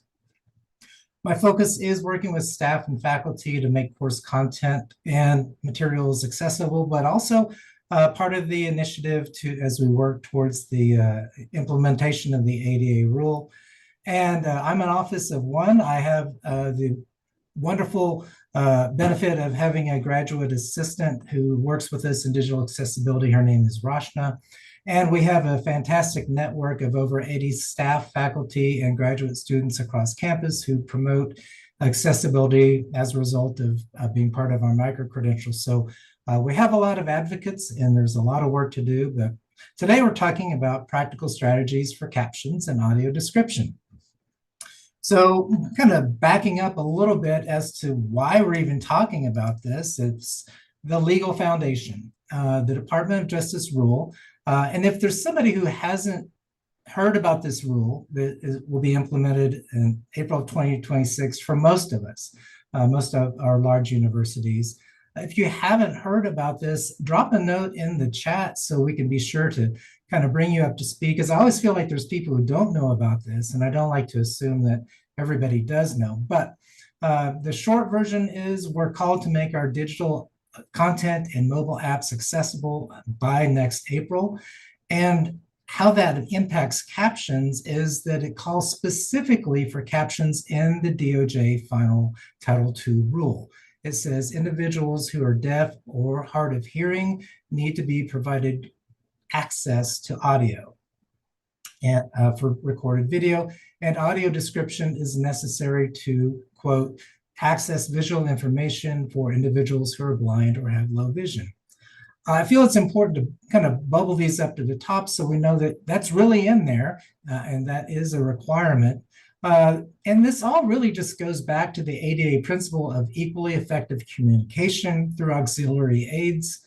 It just elevates it into the digital world. I put references on the screen, so if you need to refer back to any of those, but this ADA principle has been there for decades.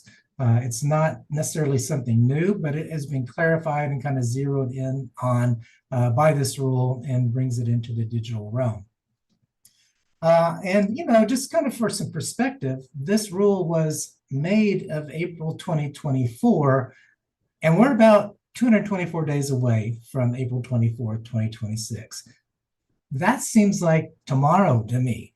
It's coming so soon, but if you're a smaller organization, you may have an extra year, but please consult your legal counsel for that clarification. We want to be sure. But I don't like the way that that right-hand dot is headed toward the final dot of April 2026. So just kind of gives us a little perspective of why this is important and why we're talking about it now. What does the DOJ rule say? It says that Web Content Accessibility Guidelines 2.1 is their criteria, not just for media, but since we are focused on media, I wanted to bring that out. Web Content Accessibility Guidelines is often abbreviated as WCAG or WCAG, and it really basically mandates how web content is to be held to a standard. And the standard we have to meet is level A and AA. There's a AAA, but this is only focusing on A and AA. Also, it's not optional. You can't decide if this applies or doesn't apply.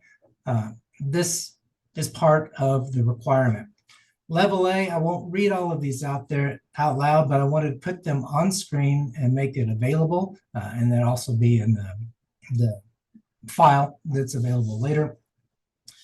Level A is the foundation. It's what we're all supposed to be doing. It requires a text transcript for audio. It requires captions for pre-recorded video and audio, and an audio description or media alternative. Moving up to level A, it requires captions for live events and audio descriptions for pre-recorded. It's mandatory. And meeting this 1.2.5 satisfies the criterion for 1.2.3. So you don't necessarily have to do both. Meeting the higher standards satisfies that.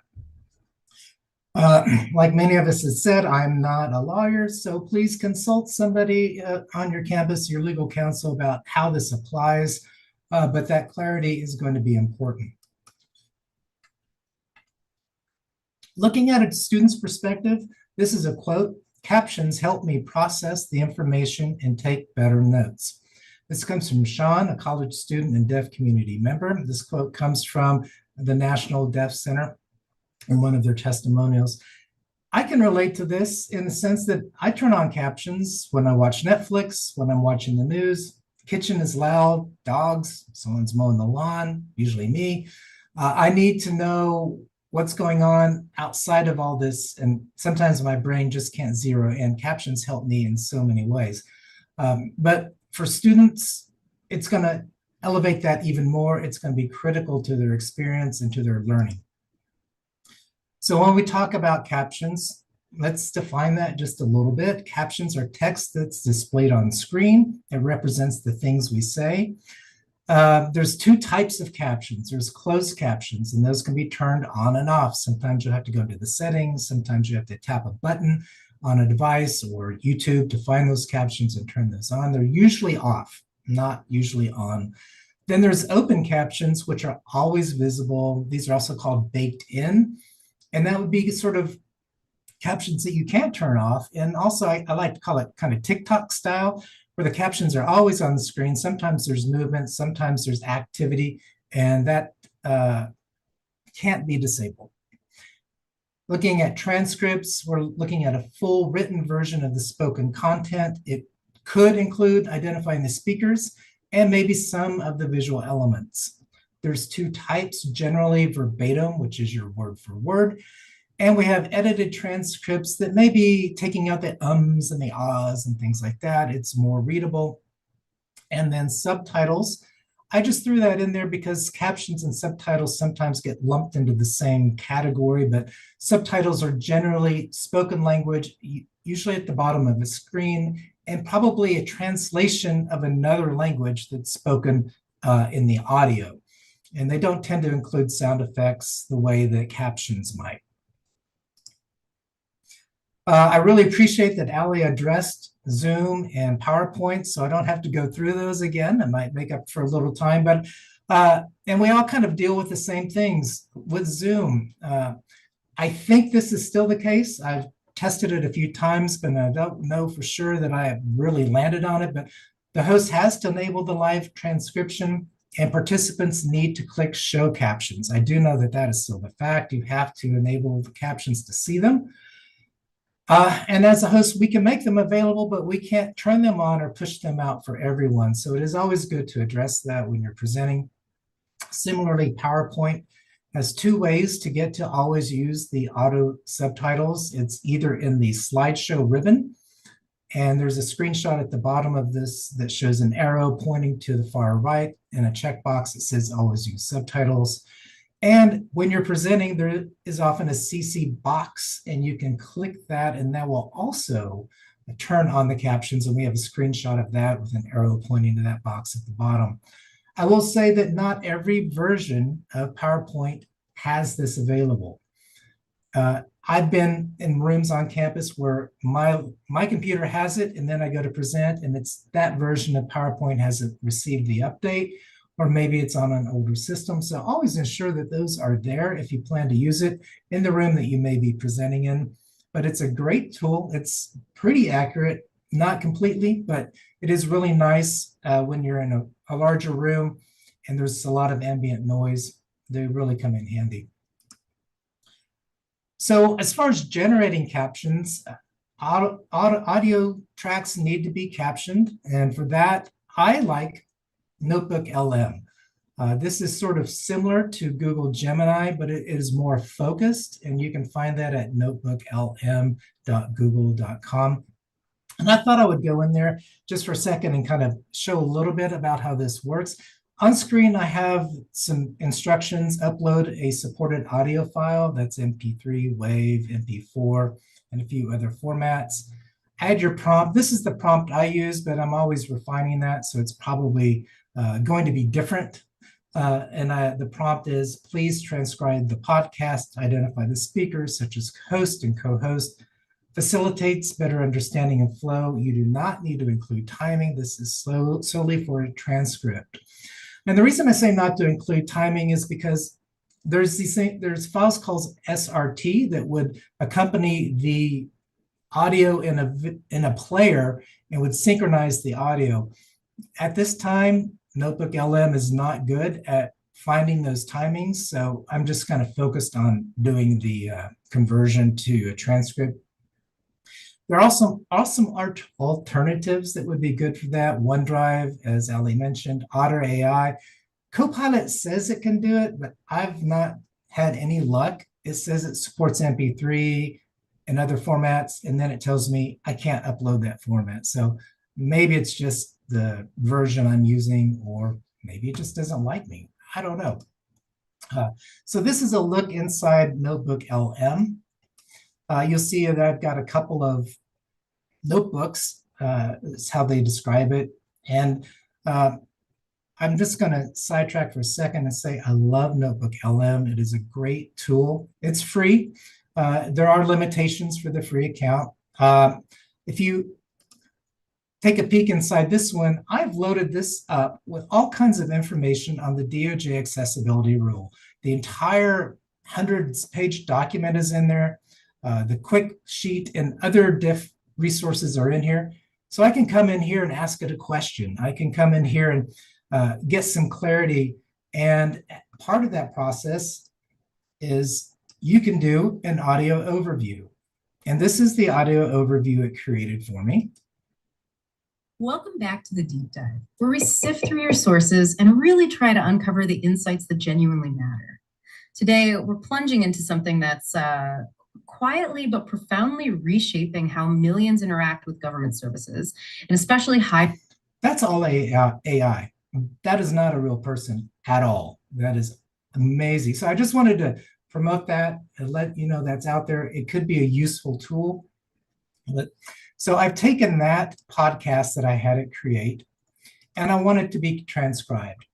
So I'm dragging that in here. You could certainly do it in that other one. So as we're watching, it's kind of thinking, it's analyzing the content. It's not actually transcribing it. I haven't put that prompt in there yet, but I'm going to go ahead and grab that prompt while we're doing that. I'm going to paste it in this window. My prompt says, utilizing the MP4 podcast, create a transcript, identify the speaker using host and co-host and a few other specifics. Now, one thing that's nice is I can already select the podcast I uploaded, and it's already performed an it's already analyzed it. And it's pretty much got a transcript already created. But I want to go a little further. I want to identify the host and co-host. So I'm going to go ahead and send that prompt. Now, this takes about 2 minutes. Last time I did it, now it's almost immediate. Look at that.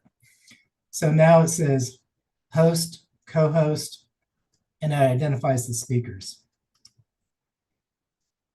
And it even gives me links to the transcript. I can then jump down to the bottom of this document, save it as a note, and it generates. If you don't save things in Notebook LM, they just sort of vanish into the vapor. So I always try and save things. I can select over here, and then I can copy it. Well, just this window, copy it, paste it into a Word doc, and use that transcript wherever I might need. That was way too fast. We could spend an entire 30 minutes on that alone, but I just wanted to kind of show you that that was a resource out there. There's others, but that was one that I've worked with and I'm a little more familiar with.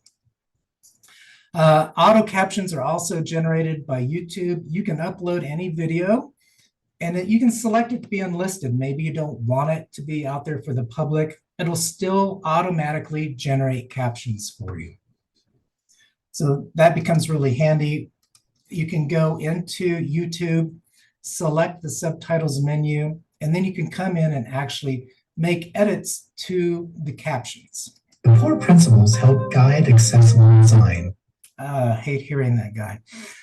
But sometimes the auto captions are wrong. You'll always want to hear and follow along and make those edits. It could say a word wrong. It could have somebody's name spelled incorrectly, or you might need to add a title. Just having that human touch on these AI functions is always going to be a necessity, and it's always going to be appreciated by our audience.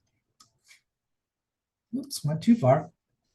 You might also check your institutional platforms for options. For example, Kaltura and Panopto, they may have similar captioning features. Might not mean that you have to go buy anything. It may already be on campus. For example, this is that same podcast added to our streaming.uco.edu. It's called Kaltura is the product behind the scenes. Welcome back to the Deep Dive, where we sift through your sources and really try to uncover the insights that genuinely matter. Today, well, the timing reflects a long journey, really. So I can skim through that, and it already has the captions built right in. I can disable those if needed. And sometimes there's options for different types of caption choices. At least that's the case on this platform. Other platforms may have variances, but I can even go in and edit that. It did not identify the hosts, I should add. I did use Google LM to transform that file, and I loaded it back in so the hosts were identified. That was a time saver to be able to do that way. I don't know why it keeps jumping to that slide. Let me get back to where we were. Okay, so the other side of this requirement is audio description. Describing the audio on screen, audibly describing actions that are on screen, so that those who may not be able to see it or see it well are not missing out on it. It's like narration, but it's not really you're telling a story. We're providing that information for somebody. Sometimes it's in between conversations, but we want to give them context so they're not missing out on learning. They're not missing out on information. Somebody's not saying, as you can see on this chart, but we can't actually see what's on that chart if we're just listening to the audio. So if there's information, equations, charts, actions, maybe they're mixing chemicals of some sort or doing some crime scene investigation, is that being communicated? If not, we want to mention that in the audio. And just kind of, I always ask myself the question, would somebody who can't see this content be missing out on something important, some information? And usually it is. There is something in there. Otherwise, it would be a podcast, probably. There's several methods that you can deliver audio descriptions.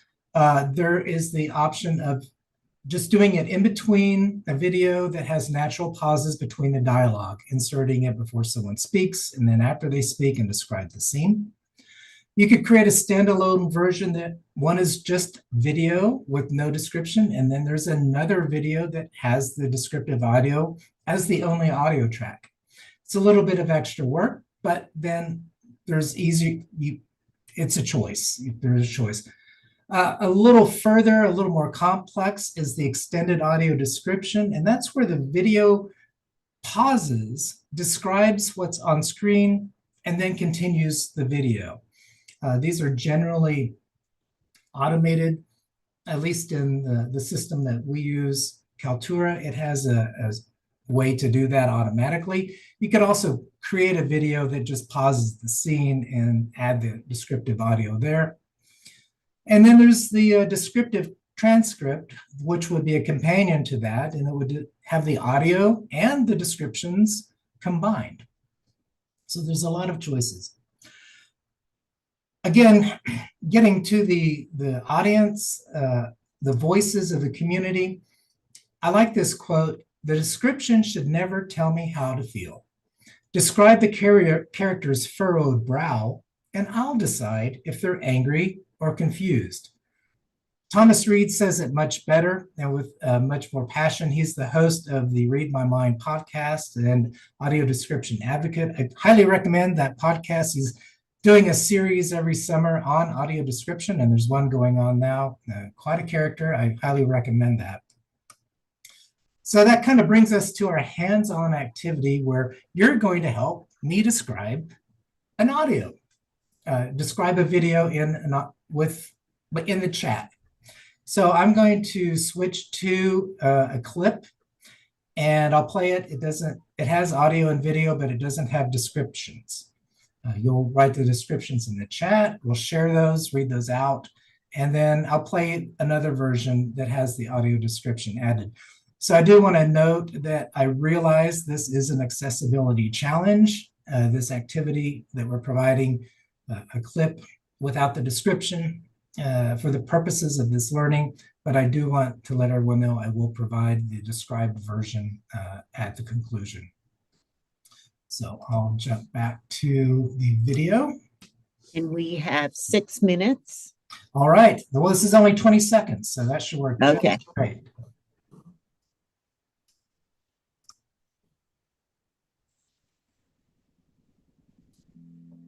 I want to be able to commit to what I want to do and complete it. I want to succeed like everyone else. Blind people don't take shortcuts.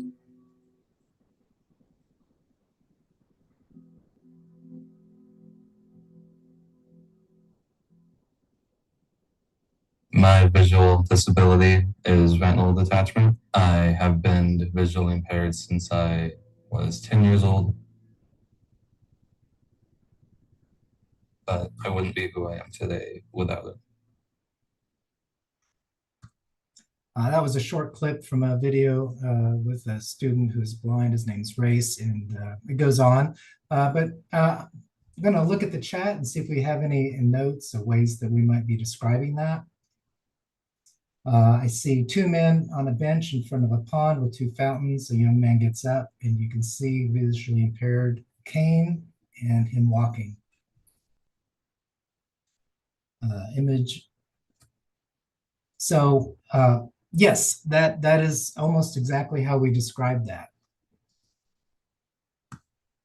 For the sake of time, I'll go ahead and jump to the actual described audio.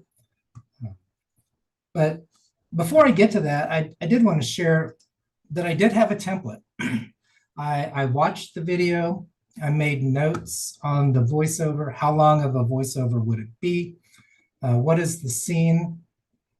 It's two people on a bench talking. What is the cue for that audio to come in? And is there any notes that I want the producer to be aware of?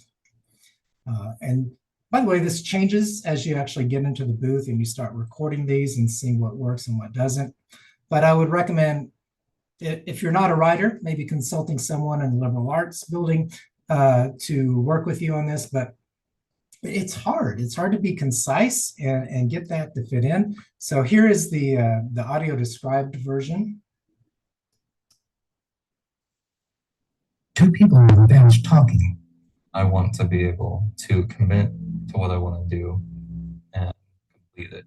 One stands up to leave. I want to succeed like everyone else. He unfolds a round cane. Blind people don't take shortcuts. He sweeps the cane as he walks forward. Race sits in a classroom. On the screen, text displays Race, student, University of Central Oklahoma. My visual disability is retinal detachment. I have been visually impaired since I was 10 years old. Race walks along the campus sidewalk, sweeping his cane. But I wouldn't be who I am today without it. Probably noticed that the captions still need to be edited on that. But that was our take on descriptive audio. We're still working on getting the entire segment completed, so I do hope to share that out once we have that finished. Dropping back to our slide, I noted the template that I used. That was one I made, but it worked out really well for me. As you prepare for audio descriptions, you may even want to back up further and contact your videographer and/or editor as you plan the final composition, because there do need to be places added to the video for these descriptions. It can't just be wall-to-wall talking and having visuals in the background. It really needs to be crafted. Timing, shots, notes. It is best to use present tense language.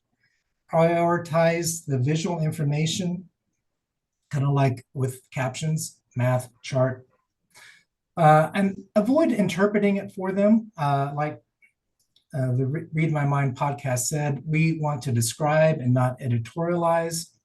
We want to be concise. We don't need audible walls of text. And this is coming from the community voices. This is what they have said that they prefer. Now, of course, we're generalizing, but they prefer not to have overly verbose audio description. Now, if it's a cinematic scene, that could be completely different. The context of the video plays a big part of it. There's some alternatives to doing it yourself. There are professional services out there. There's also AI. Gemini and ChatGPT both can consume and watch video. I don't know how it's possible. I tried it with Gemini. It turned out kind of so-so. You're still going to need the human touch.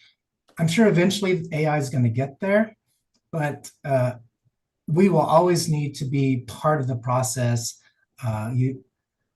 the context and meaning is never going to come completely through when you rely on AI. Some resources for audio description, the Audio Description Project and WC3.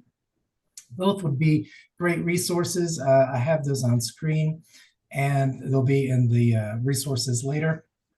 So our takeaways, and trying to finish on time, our compliance to the law is the floor, but it's not the ceiling. We can always elevate. We want to be equitable and inclusive.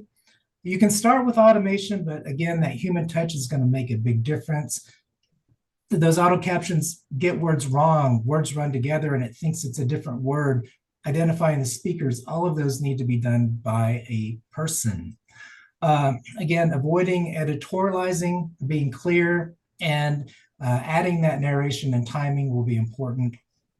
And if you have a group of community on your campus, involve them, the disability community, and will be able to give you what their priorities are, what their needs are, and it's going to be essential to involve that community.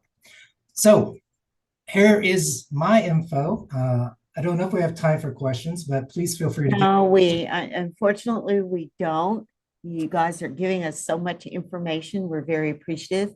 But if you would like to scour the chat, Adam went ahead and continued to answer questions, and you are welcome to do the same thing. And audience, we have Darren's email, and it will be sent out when Crystal sends out the information next week, because the conversation will be ongoing, I'm sure, and well past April. We sincerely thank you, Darren. Thank you. Thank you so much.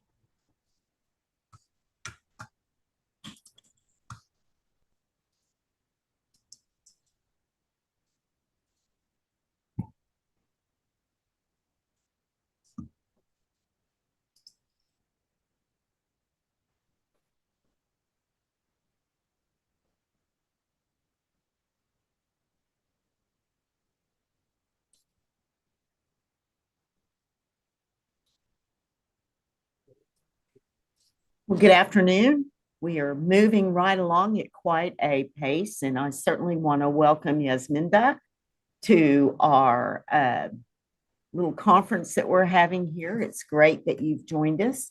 So Yasminda Schott, or she's giving me pronunciation. I'm not doing a very good job with so it. sorry. Is from Seminole State College, and we love working with you. She's an associate professor of English and coordinator of distance education. And she's been with Seminole State College since 2012 as faculty. And her current interests are ethical use in teaching generative AI, writing chapters 4 and 5 of her dissertation. Good for you. And adopting far too many black cats for any sensible human. You and I need to talk offline about my menagerie of black cats that have joined me. Okay, so her session title is Getting to Know Andi, A-N-D-I, and she will tell us what that is. Welcome to our group. Thank you so much. And I am sorry for my very strange pronunciation guidance. I thought I was helping, you know. All right. Can everyone see my screen and hear me? Some thumbs Yes, ups. we can. Perfect. Thank you. And we will just. Okay, so Andi, and I do want to make a small confession. When I was asked if I would do this presentation, my immediate reaction was, I don't know what Andi is, because I always used Wave. I never really thought to go deeper. So Andi stands for the Accessible Name and Description Inspector. And it's one tool that we have to test websites for accessibility. So how do we use websites and how do other people use websites? And I really like Allie's quote, we all have the same needs, we just may need different tools to meet those needs. Websites are the same. We go to them to find something out. and we may need different tools to make them work for us. So Andy ensures that websites are usable by all, including people with disabilities. It does support compliance with Section 508 and the WCAG guidelines, which is really important with that ADA compliance deadline coming up in April. And then it improves usability. That's what we want. So what is it? It was developed by the Social Security Administration. It was in use by the mid-2010s. I really did a deep dive to find out the history of this thing. And it was included by DHS in the Trusted Tester Framework in 2018. It's a browser-based tool, which means that it's usable across any website. And it helps identify accessibility issues in web content. Some key features. It has a little bookmarklet installation. So seriously, you add it to your bookmarks and then you click it. Interactive element by element inspection. And it shows us accessible names and descriptions as assistant tech reads them. So I will demonstrate that because that doesn't make sense when I just read it out loud. And it color codes, which was interesting to me because we all know color coding we shouldn't rely on because that's an accessibility issue. Dun, dun, dun. So to install Andy, it's very simple. You simply go to the ssa.gov website, and here's that link, which will be sent out with everything else. And you literally just, you drag this into your bookmark. So very quick, very easy. And then this is what it looks like when we use it on a website. So I'm going to open, and I'm picking on the SSC website because I don't want to pick on anyone else's websites. I don't even want to pick on our website. I should have stated that differently. But it's interesting to watch how it works. Did the screen share shift for everyone? Can you see a Yes, it website did. that It says did Seminole? switch. Perfect. Thank you.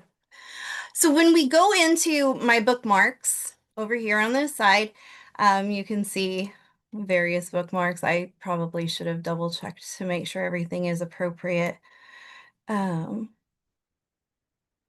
see Andy right here. Just click Andy. And then you see these elements pop up. And let's say we want to focus in on ensuring that our graphics and images are accessible.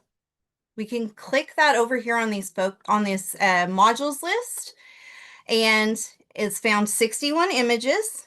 That's fantastic. It gives us an explanation of what it's doing. Keyboard access alerts. If we click on that, focusable element is not in the keyboard tab order. Should it be tabbable? And essentially this goes through, and you can highlight things with this. It'll put a pink bar around whatever the element is that we're looking at, and it will tell us what to do with them. And if you click the little thing, you get this Andy output over here. Focusable element is not in keyboard tab, da da da da da. And it will essentially train you on how do we fix it, which is very useful for people who I build very simple, basic websites. I don't necessarily know how to fix everything. And I don't always know what I'm looking for. So this is really helpful as far as telling me, okay, structure alerts, fantastic. And then what do I do about it? If we want more information, a lot of these things you click through and it will show you point by point what we're looking at. So right now we're looking at just this headline. Do we need to fix it? So moving back to the presentation itself. And hopefully that has gotten us all back to a screen that shows use Andy on a website as the header across the top.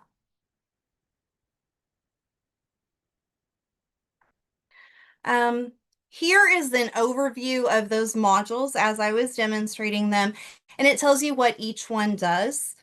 I admit that I got this off their website. I think the predominant question out there right now is why would we use Andy instead of Wave? Yes, I'm so glad that you asked.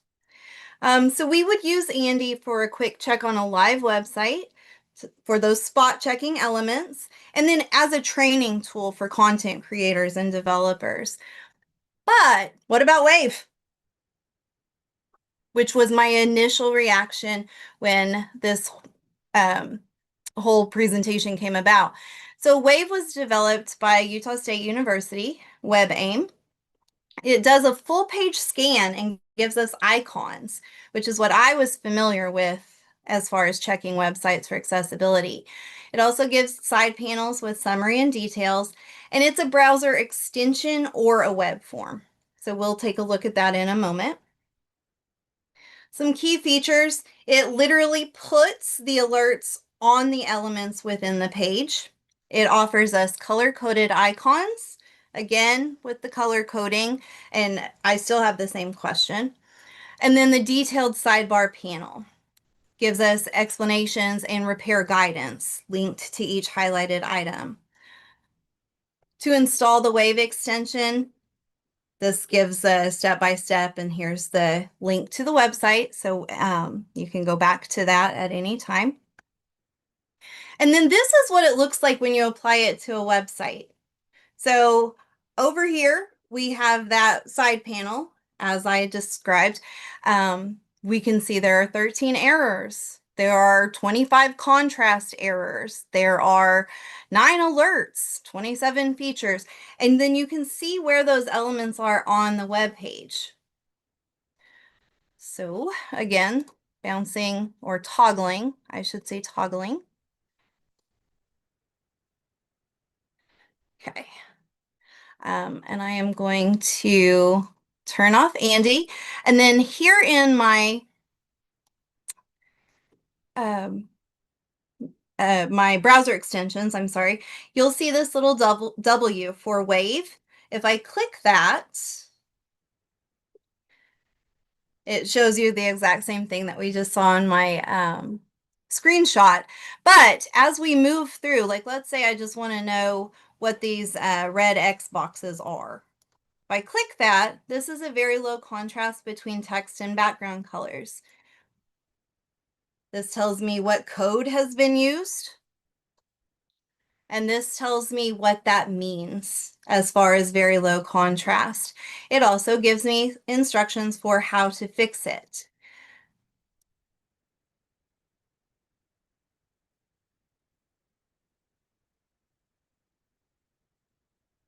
Sorry, screen share.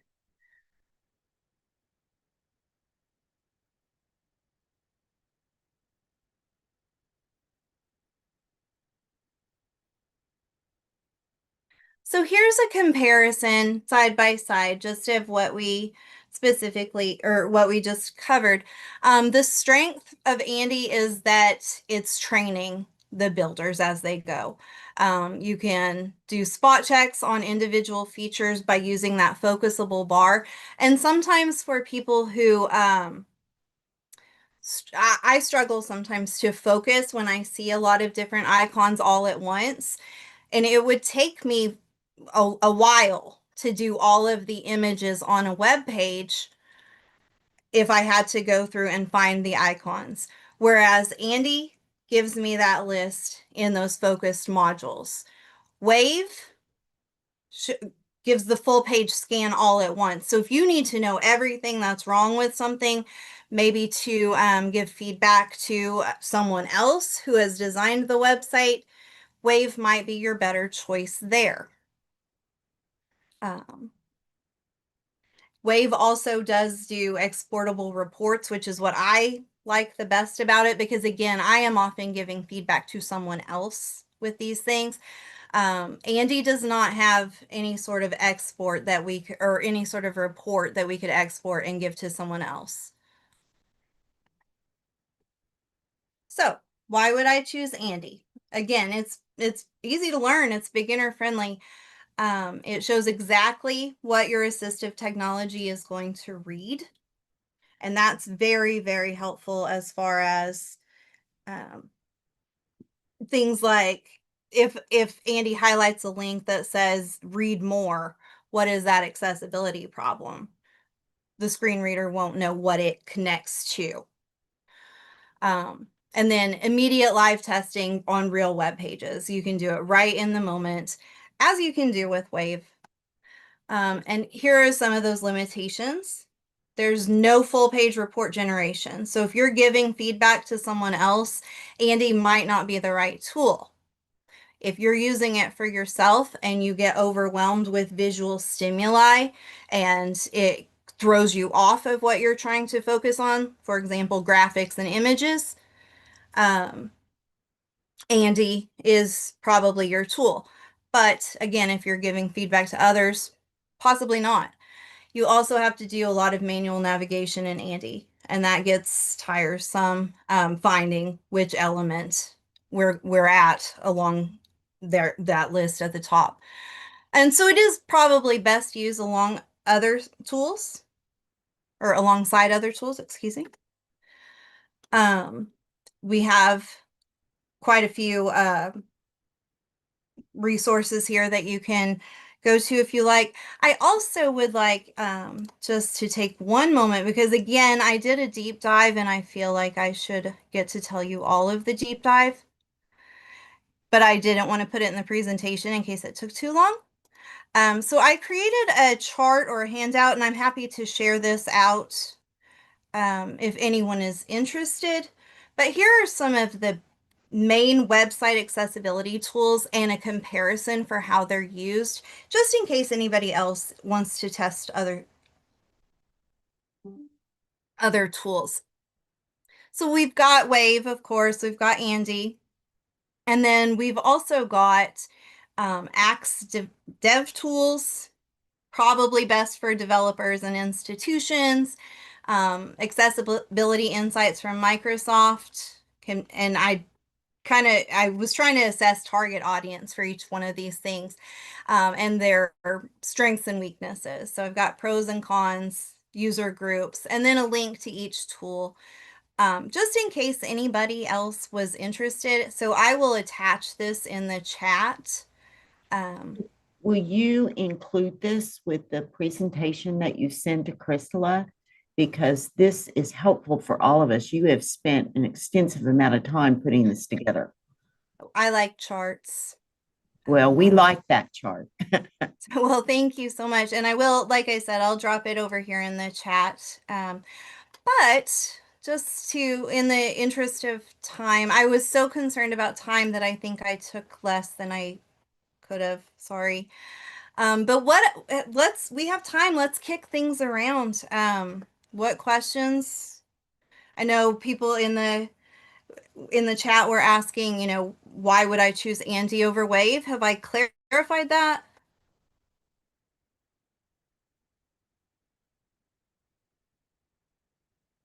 Do we have other questions that would be helpful? Okay. Maybe then everyone wants to make a cup of hot tea before the next presenter. You did very well on time. We have 10 minutes left. That might get us 5 minutes for a restroom break since we've been going at it for so long. But you definitely put a lot of thought into your presentation. And the main questions that I saw coming across here in the beginning was why one or the over the other. And you answered that stupendously. Well, thank you so much. And thanks for letting me come and talk for a little bit. All right, Crystala, if you are on, you are officially in charge of giving us a break if you so choose. Yes, we'll take 10 minutes, get up and stretch, and then we'll get started again.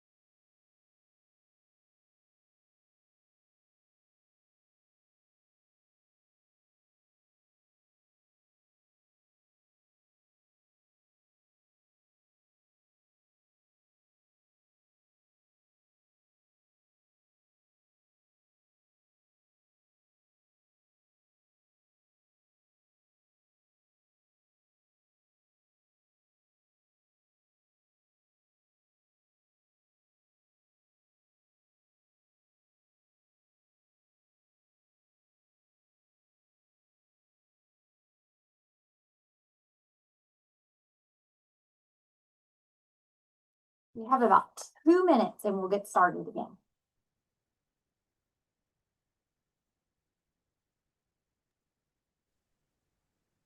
Just want to double check the audio is working.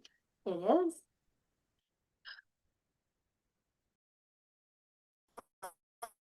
Let's see.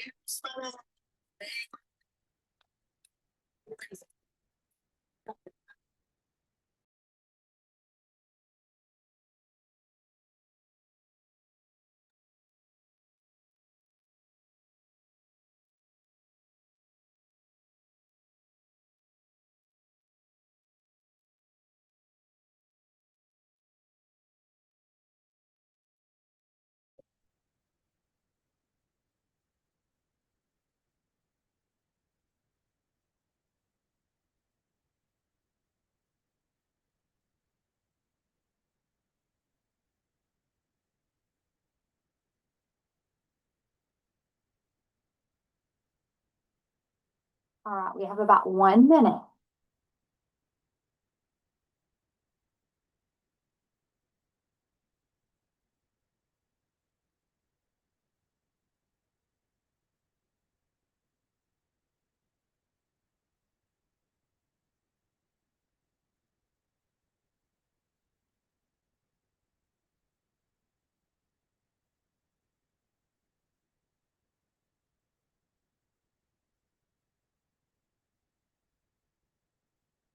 All right, it looks like it's about 3:30.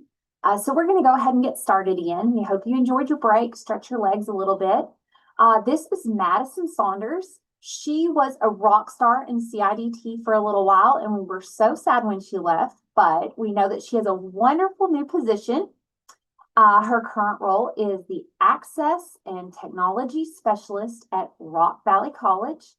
While attending Southeastern, she majored in aviation management and occupational safety.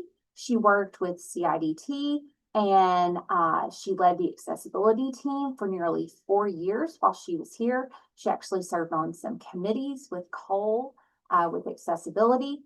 And after graduation, she found herself taking a different path and working in higher education as an assistive technology specialist. So we are so glad that she's here and she looks great. And I'm so glad to see her. So we hope that you enjoy her presentation. Well, hi everyone, especially the CIT family. It's been definitely a change, and thanks for all my coworkers who decided to show up for this. I will be sticking around to answer questions in the chat, but I'm just going to kind of hop right in before everything takes too much time. So hopefully y'all are able to see my screen. Do you see a canvas? Yes, we can see it, Madison.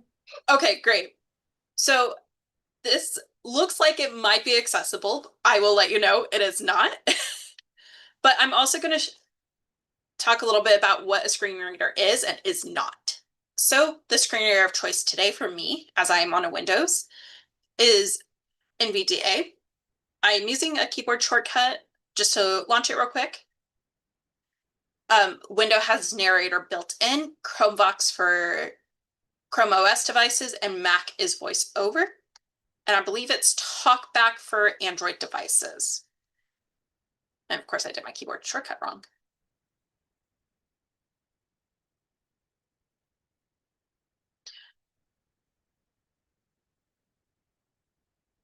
That's the one thing about screen readers. They like to sometimes take their time. Loading NVDA dot. So y'all Please should be able wait to dot hear dot that. dot. Yes, we can hear. Okay. Welcome to NVDA dot desk. Welcome to NVDA. Use start and show the OK button. OKLIS demo shell dash Google Chrome window. OKLIS demo shell dash Google Chrome left paren. Incognito right paren. Region. OKLIS demo shell. Clickable. You are currently logged into Student View Global Header Banner Landmark Same Page Link Skip.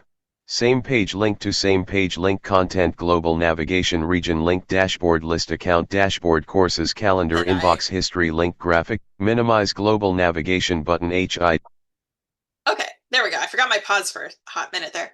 So as you can tell, the screen reader is very literal. It will read just about everything on the screen. Recent announcements. A text-to-speech agent, on the other hand, such as Immersive Reader, OKLIS demo shell document. will Content. will simplify the text. Back. This is better Doc seen unalert. Unauthorized doc. by a syllabus. Alert. Syllabus So for OK. me and the screen reader are clearly talking over each other. Apologize, everyone. But as you can see, there's a whole bunch of essentially formatted text. A screen reader will read out some of this information. Immersive Clickable Reader simplifies the text. Banner land. So something to note is that big difference, because if you are trying to test with a screen reader, you cannot just use Immersive Reader. They are not the same tool. As much as Immersive Reader may be fun and colorful, it's better to just turn on your screen reader and go from there. Just for the ease of sighted users, I do, which includes myself, I do have what is essentially a cursor focus, which is the red and blue that you may be Courses. seeing. Same page link. Current page. No indent syllabus. Modules link. I also recommend turning on some or learning some of your basic shortcuts. So how I get it to just quickly stop talking is my NVDA key, which I've turned on caps lock for that being an option, and shift just so I can hush it and actually talk. A big thing with screen readers is a lot of them will use your tab, enter, spacebar, and arrow keys a lot for both navigation and activation of things. So for example, I can press enter and I will Alert. Course mod. go into Course modules. modules. Back button. Reload button. And if I use View, my arrow keys, S.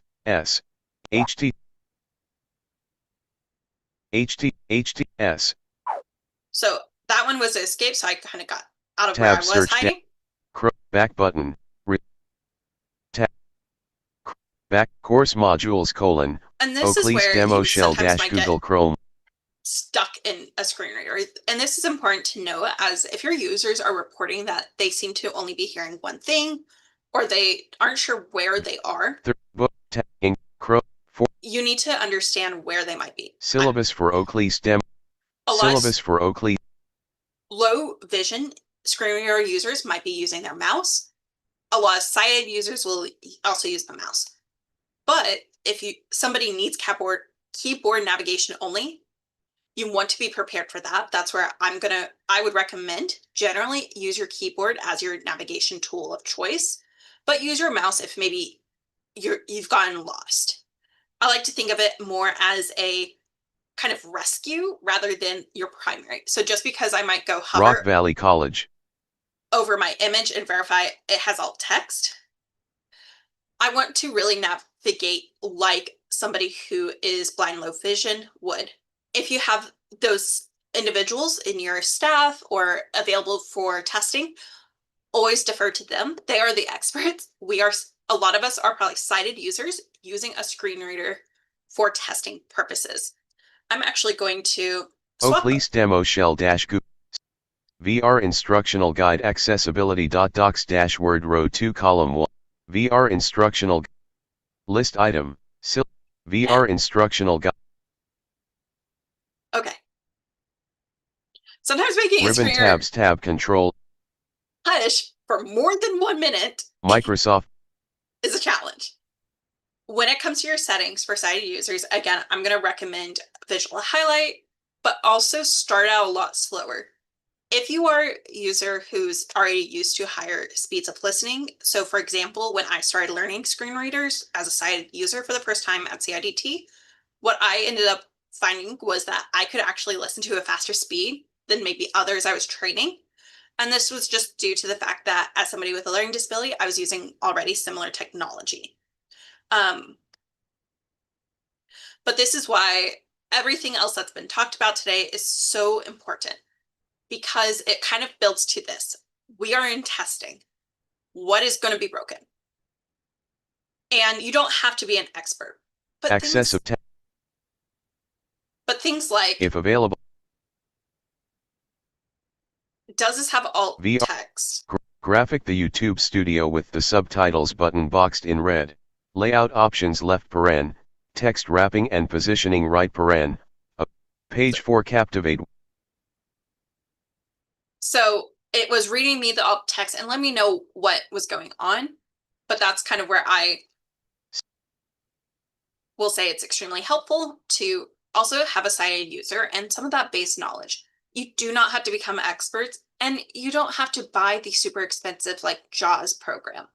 JAWS, for those who do not know, is an acronym, and it is spelled JAWS, and it is one of the earliest screen readers that I am aware of that was out in the world. However, it also does come with a hefty price tag. It's also one of the few paid screen readers I think you would come across most users using.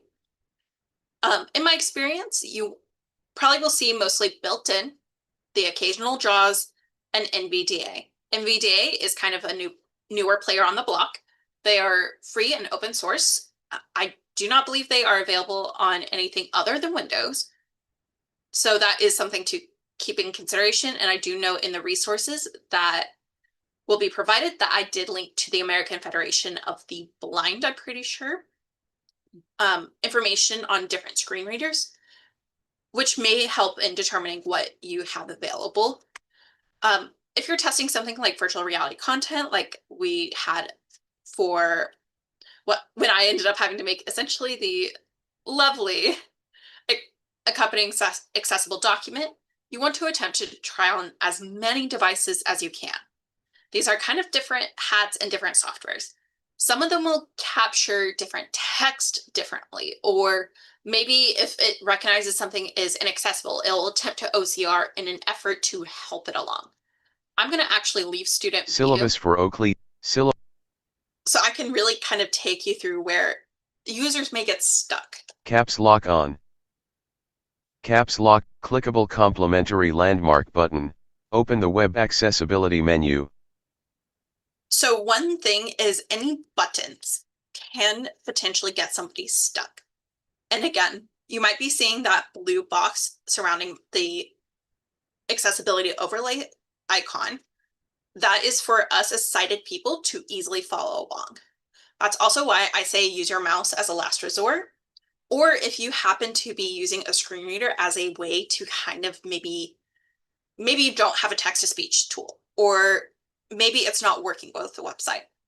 Occasionally, very rarely, I've noticed it may not work with a text-to-speech tool, but it will work with a screen reader.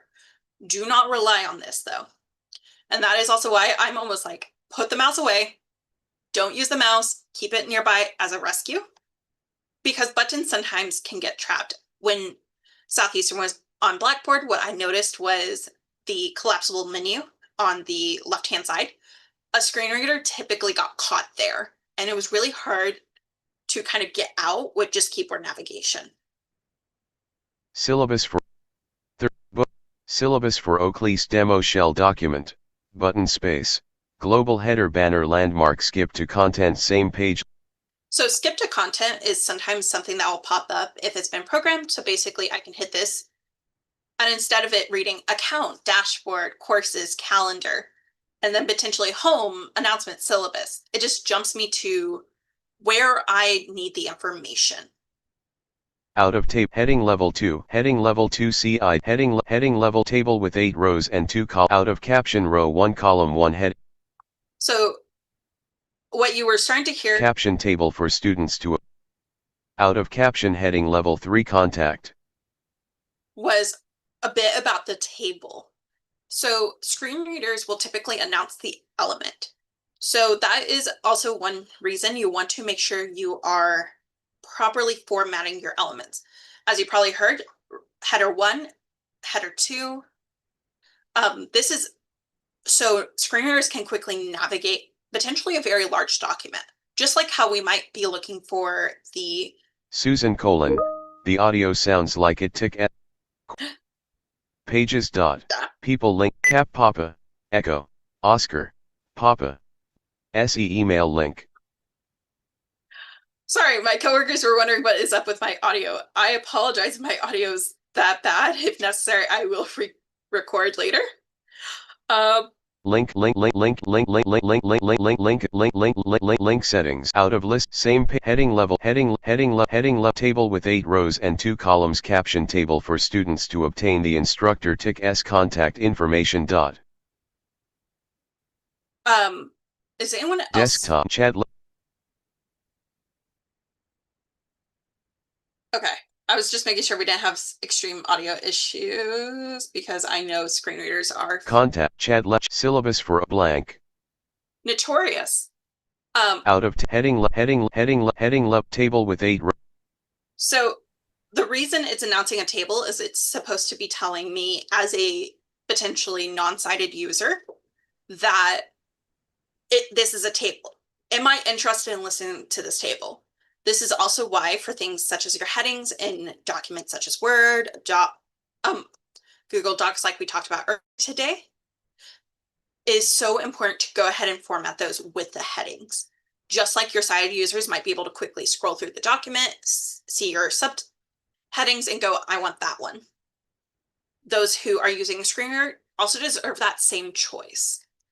Out of column 2. And that's heading level column row information row 3 information row 5 row 4 information column 2 link CIDT at se.edu. So you'll notice it said link. Row 5 information column 2 https://www.se.edu. But while we as a sighted user may not see the difference between where it says email and website, it's actually an auditory difference. The email says link. That means I know as a screen reader user, this is something clickable. I can interact with this. However, if I just type out the website and don't include a hyperlink, I don't know if it's clickable. Is this a thing? And in case anyone was wondering, yes, the system focus is now red. NVDA just loves to mix up blue and red. I've yet to figure out why. Row 6 row 7 contact information contact column 1 E. Row 7 contact column 1 virtual meeting time. And this is kind of where you might also hear something isn't formatted the way you were expecting. So for example, this has strikeout. It's not formatted to make in a way where it seems to be liking it. So you don't have to test every single document. A lot of it you can see visually as a sighted user. Why are we just striking out virtual here? Can we just remove virtual? And that's also kind of where like decorative images come to play. Information row 8 information column 2 out of table heading level 4 catalog descript caps lock on, caps lock off. And this next bit of kind of tips and tricks is where I'm going to mention why you want to make sure your content is fully accessible for even sighted users. So for a screen reader, heading level 4 technical support and be able to make various projects dot. And maybe heading level 4 some jokes dot. Heading level 4 technical support and be able to make various projects dot. And maybe find where Madison tried to make. So you may have heard and maybe find where Madison tried to make. I had to make a really badly inaccessible document so we can see where sometimes things may look or sound different from how you would expect. So if you can't see and maybe where Madison tried to make some jokes while making this a test, that's actually the point. A sighted person would struggle to see that. So in flow vision might not see it at all. Somebody who's using a screen reader, because it's still formatted in such a way, it will be noticed. For this part, NVDA to help exit. Just for the sake of time, because it does take longer to navigate screen readers, especially as I'm trying to stop and make sure it's clear what is going on. So down in this handouts and other course materials, of course, we have some inaccessible text, but then we have seemingly accessible text. It's an image. This is where for content creators and those who may be doing remedial work, it's important to recognize the point of this. So why is random and various things an image? Is it important? No. Could we replace it with actual text? And again, someone with the screen reader would actually see that, read this. This image up here could be marked as decorative. What is the point of the image?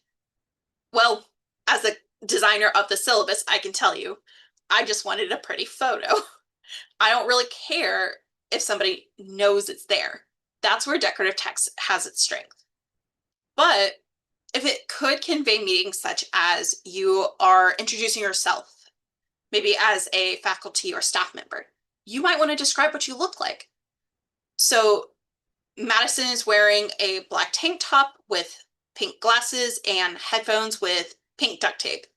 I need new headphones if anyone was wondering. But something like my course banner here, it's very visually busy. I can alt text this, but is there a benefit to it? It's just me having some fun.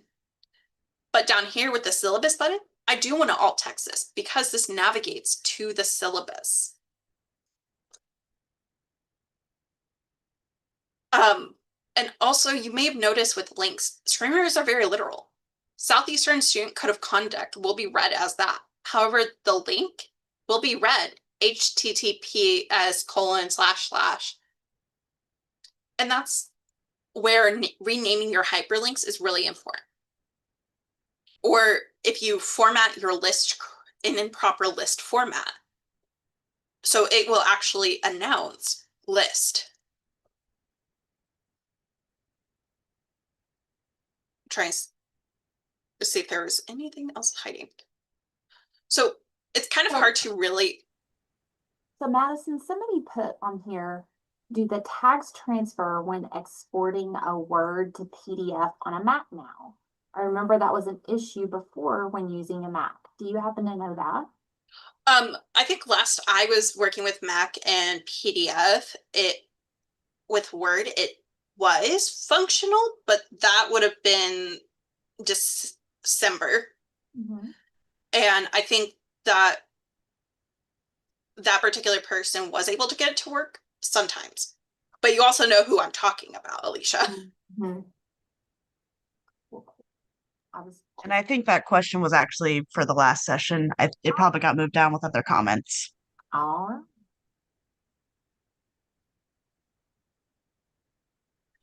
So it's really hard for me to give y'all kind of a how to, like a more hands-on activity. So I'm going to kind of walk through the inaccessible document. You might be also getting the HTML file for the syllabus. I got it down to 26%. Have fun. And anyone who knows me knows that's actually quite an accomplishment to get my accessibility down, because to me, once you know it, you just do it. And it's natural, it's normal for me. So I got it down to 26. I don't know if anyone else is as impressed as I am on that one. Making training content is really fun for me, y'all.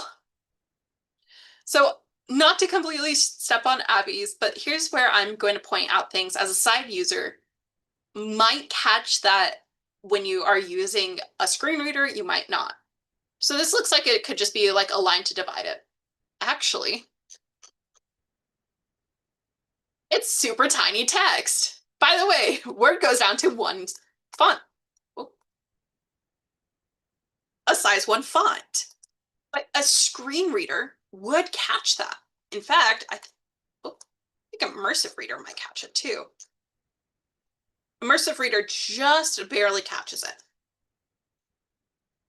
And this is where, again, that huge difference between what is immersive reader and what is a screen reader. And this, you can apply this to a lot of different content. Let's say you're doing virtual reality. Go play with a screen reader and within the virtual reality. That's how we figured out at Southeastern that we had to make an accompanying document because there was just no way for us to fully make it accessible. And I'm not saying I did it right. If I had to go back with the knowledge I did today, we would have done some things different. But I mean, we figured out at least something, which is really cool. Another thing is like these headers. They look fine, and maybe at a glance to a sighted user, they are. But what happens is without headings and without clear headings, it's harder to navigate for someone who is only using the headings to quickly figure it out. Think of a syllabus, really long document. I just want to review what the test policy was. Maybe I was sick as a student and just need to know what the testing policy is. Well, if I have to listen to like 3, 4, 5 pages of text just to get to the testing policy, I might just kind of throw my hands up and go, well, I guess I failed that test. But if you put headings, that could be, let's say, 5 different headings. I just go directly to the testing, get the information I need, and go, okay, so I need to schedule an appointment with a testing center and tell my professor, like an appointment ID, if that's how it works for y'all.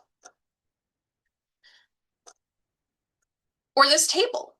This table is a really good one of, there are some things maybe a side user can quickly see, but somebody who's testing with a screen reader might be able to hear that difference. And yes, this is one of my actual student papers, so please be kind if you are going to actually practice with this document. I promise I know there's probably grammatical errors. I just do not care anymore. I graduated. Or like this image. Visually, it looks like this might be a great placement. However, for best accessibility, inline with text is what I would recommend. And that's just because I don't really want to deal with columns, and this is more of an academic paper anyway. And also a big reason I recommend making sure you even do a visual once over, because again, a side user is going to say that's inaccessible. Technically, a screen reader can see that. It's just seeing it very differently than what most people would expect. And also making sure you have those headings that way works cited, which often have to have the long URL, is announced. Because I'll tell you, as someone who had to do text-to-speech, and it wasn't always the best with organization just due to situation, the files I was getting sometimes from publishers, etc., etc. There were times in the middle of my really complex textbook where I just got somebody citing something. No, I did not want to have to sit here and listen https:// and then this long string of characters in the middle of my textbook. So if you proper link it when possible or put it in its proper spot, it often helps. So kind of your homework is, hopefully with everyone getting the HTML file, they can kind of put it in their own LMS and see what needs fixing. But also you should be getting a copy of this and a copy of an accessible version. I will note that this front page may still give an error, and that is because it is APA format. I've yet to figure out how to fix it. I apologize. But that's kind of all I got. I'm going to see if there's like any super quick questions I can answer, unless Alicia, you had any that you saw. We have about 3 minutes, so. Does anyone want to hop on?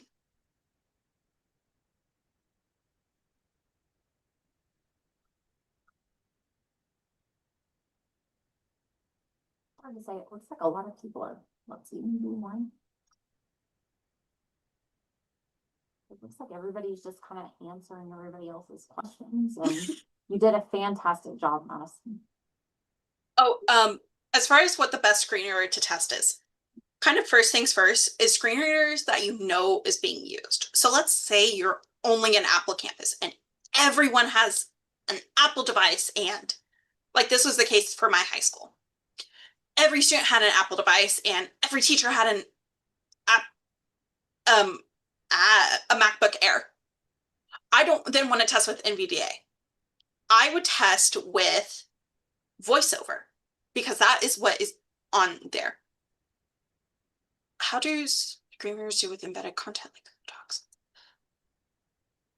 So Safira, I will post my work email in the chat. And if it does not go through, if I have not responded to you in, let's say, like a day or two, go ahead and email that to Alicia or Crystal, because my college's filter is like really, really strong. I do not know what it is. We've had trouble before. Funny story, I nearly lost the interview because of it. Oh no. Yeah. Well, there's a couple more it looks like, but if you hang around, maybe you can answer those or something like that, or just give those a little look-see, because it's almost 4 and it looks like we have the next presentation. Thank you, Madison. We appreciate it. Thank y'all.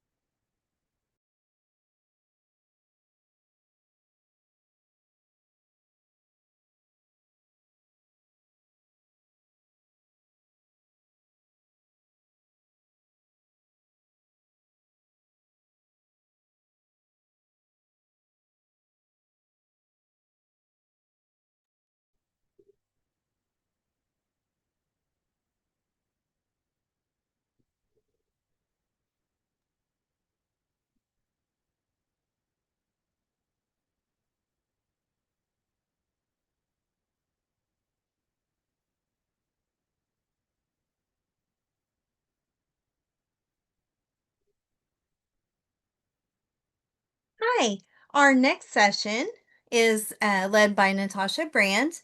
Natasha is the Virtual Campus Student Success Specialist at NEO A&M College in Miami, Oklahoma. She develops online resources with a focus on universal design for learning and digital accessibility aimed at improving the online student experience. Natasha is also the co-chair of the Cole Accessibility Committee and serves on AbleTech's Advisory Council. She has experience in differentiation, student success and well-being, and online learning, spanning education, athletics, and public health. She's passionate about creating an inclusive and supportive environment for all students, and her session title is Make Your Emails Accessible for Everyone. Hey, thank you, Yasminda. Try and share my screen. We've had a few screen sharing technicalities this morning, so hopefully we will be okay. All right. So yeah, like Yasmin just said, we're going to talk about making your emails work. I'm going to try and keep it short and sweet because we are getting to the home stretch of our virtual conference today. So I know it's taken a toll on you getting to 4 o'clock. Okay, like Yasmin just said, I work in the Innovation Center at NEO, and we are just going to talk about a few things today that I see frequently in emails that can be easily addressed. So our session objectives are going to be identifying those common issues that we see and applying some practical fixes that we can use when we're drafting emails. And then creating accessible emails and signatures, and we'll have a little hands-on there. And then hopefully you'll be able to leave with some tools and some resources. So we're going to take about 30 seconds to look to see what is wrong with a draft email that I've prepared. I'm just going to try and switch screens. It wasn't wanting to comply earlier, so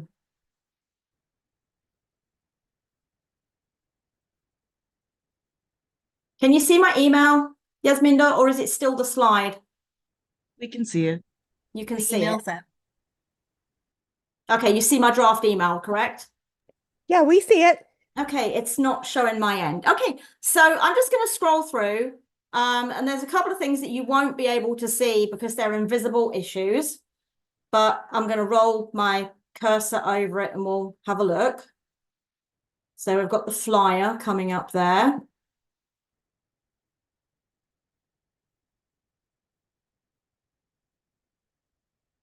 It's kind of big, but I've seen them bigger. Scrolling down to my signature.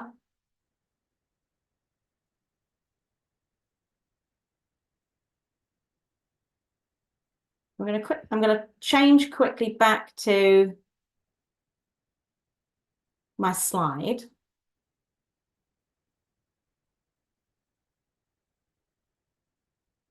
I'm sorry, this is a little slow process. It wouldn't show it to me in, it wouldn't allow me to switch with it in the presentation. So I'd like to see in the chat if any of you noticed any of the accessibility issues in that email, and just see what we have. I can't see the chat though, Yasminda, so if you could keep an eye on that for me.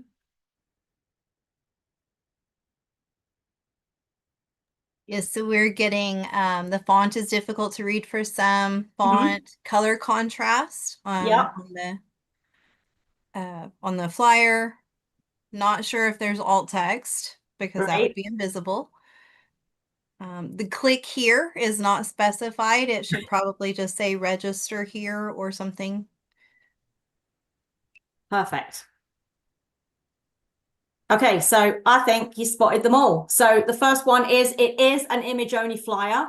There's no email body talking about what is in the flyer at all. There was low contrast and poor font choice. An unclear subject line, and that is super important as well for accessibility, that we know what exactly this email is describing. There's a click here link, which we don't recommend. And the signature was also an image. And I know that was a little hard to see being an observer and not being able to move your own cursor around in it. So the image also had no alt text as well as the signature. So what to fix and why it matters. And so we've just listened to Madison talking about the screen reader, which is extremely important. The mistakes that we see repeatedly in emails are flyer-only emails, just completely inaccessible, no alt text. Maybe the description is okay, but there's no content at all readable by a screen reader or even by immersive reader. It will just pull up blank. And then no alt text on images, which means obviously visually impaired users miss it. Poor contrast and cursive fonts, we had both. So that would be poor contrast within any flyers, and also in any text in the body of the email. And it's okay to attach a flyer as long as you have all the details in the body of the email, and the flyer makes it more interesting. So, but I'm often seeing that they are just images and they have no alt text or no description. So that makes it really hard for many users to see. And then unclear text links is another one of the things that I'm seeing really often, and they confuse assistive tech. So there's no description of where the link is going. So that's super unhelpful. Image only signatures is more common than I thought. And the name and the title, contact information, phone number, email, they're not copyable for you to paste into another email if you wanted to reply to that person later or save it. And then again, no subject line or the poor heading structure. So that again is difficult for screen readers, and it will the heading structure will make the screen reader jump around. So we are going to go back into the email for a bit of a live demo here in just a second. And we're going to try and make it accessible. So all those, we've come to narrowed this down to 6 steps that you can think about every time you're doing your email. It's not too much to think of. Making sure when you first start, your descriptive subject line is there. You're copying any content from the flyer into the email body, and then adding alt text to any remaining images, using your accessible fonts and high contrast colors, a clear descriptive link if there's a registration link, like for this conference, and creating yourself a text-based signature with your name, address, and title in it that can be selectable and searchable. So, we're going to quickly go back to the email.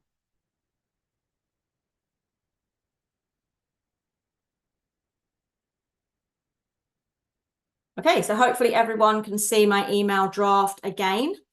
And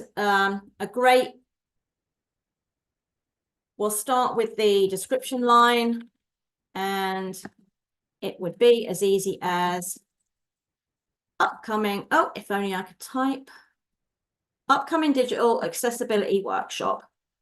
And it kind of says what it does on the tin. So that makes it a lot easier. And then when it comes to the font, it really is best to just use a easy to read font. That doesn't want to change, I'm so sorry.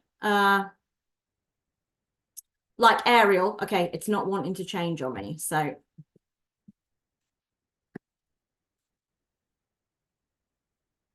I'm sorry about this, causing problems.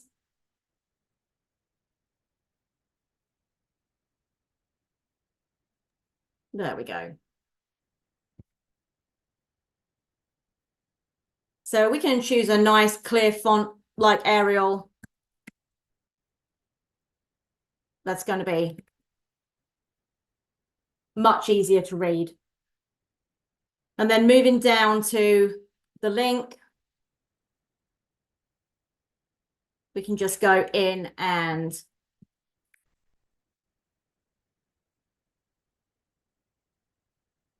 add that it is actually the registration link. And then that is much easier for the screen reader to read out for a visually impaired user and take out the low contrast text. So as we move down, this flyer has another catchy little trick in there where it says click here to RSVP, and obviously there's no click and there's no link. So we would want to right click, and then we can add the alt text in here. Cannot spell.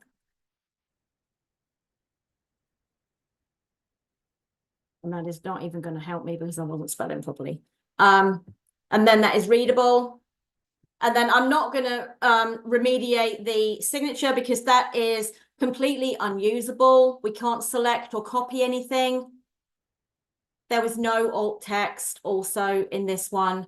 So what we will want to do is replace that with a text-based signature. So I'm sorry for all the flip-flopping here. We're going back to the screen.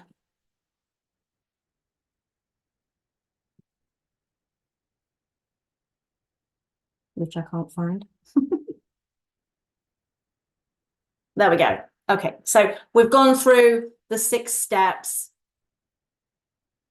And then the next part would be an accessible signature. And this is a really basic example. You could have your photo in a small photo or a college logo in your signature. Just make sure that that is accessible by having alt text in it. And then the basics of the email signature here is plain text with the Unicode icons for the email and phone number. So I'm going to have you do a little hands-on activity now. And if you can't do it now, it would be great for us to do it when you get home.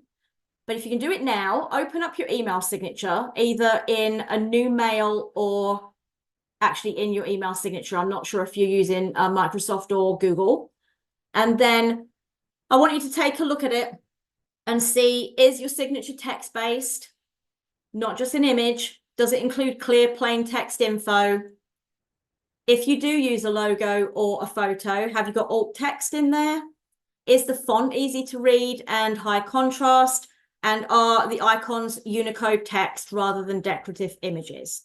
So I'd like you to pull up your emails, and then if you can identify one thing that you would change in your own signature to improve accessibility, and then if you would like to share it with the group in the chat, what was one small adjustment that you can make today?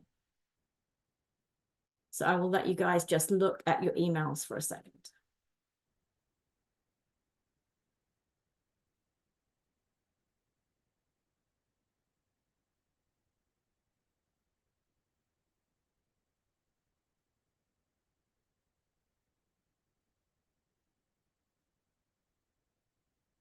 Again, Yasminda, I can't see the chat, so if you could see if there was anything in there for me. Yes, I'm so sorry. I was just doing my email signature. Okay. So we've got, I added alt text to the school logo. Okay. Font type and size. Also added link text to the library website. Had used the blue color for name and the rest is black, but should I change the blue to black? UCO school colors are blue, but should we change the name font to black? Font type, will the screen reader read the icons? So the screen reader will read the icons if they're Unicode text, as those examples were in the example. Just go back one. These little Unicode icons, the screen reader will read those, versus using a decorative image. And another question, are there standards for font size and font color? We would recommend for accessibility, no font size is smaller than 9 because it gets really difficult to read. And with regards to the color, that would be dependent on the contrast. So if you're with NEO presentations, I often use the navy blue, dark navy blue font, and that is totally fine as long as the contrast works. And you could use a color contrast checker to check that out. And then there was one more thing. I honestly, I've got time. I wasn't sure whether I'd be able to share this. I'm just going to flip-flop back to my email real quick. And I'm just going to take the alt text out real quick. And add those in. If we go to options on, and I'm just talking from a Microsoft Outlook new on this, we can actually, I've lost where it's gone. I've lost my accessibility check. There we go. So we can check accessibility. So it will bring up that the images need alt text, and it will bring up that the color contrast is too low. But the things that we're relying on a manual check for will be those things like readable font, and our signature. So although it will tell you that it may have alt text in a photo, in an image type signature, that doesn't mean that it's best for accessibility. So we want to consider those 6 practices to make sure that the email is fully accessible, because you would not believe how often I see image only emails that are not accessible at all. So I think the slides just flipped through.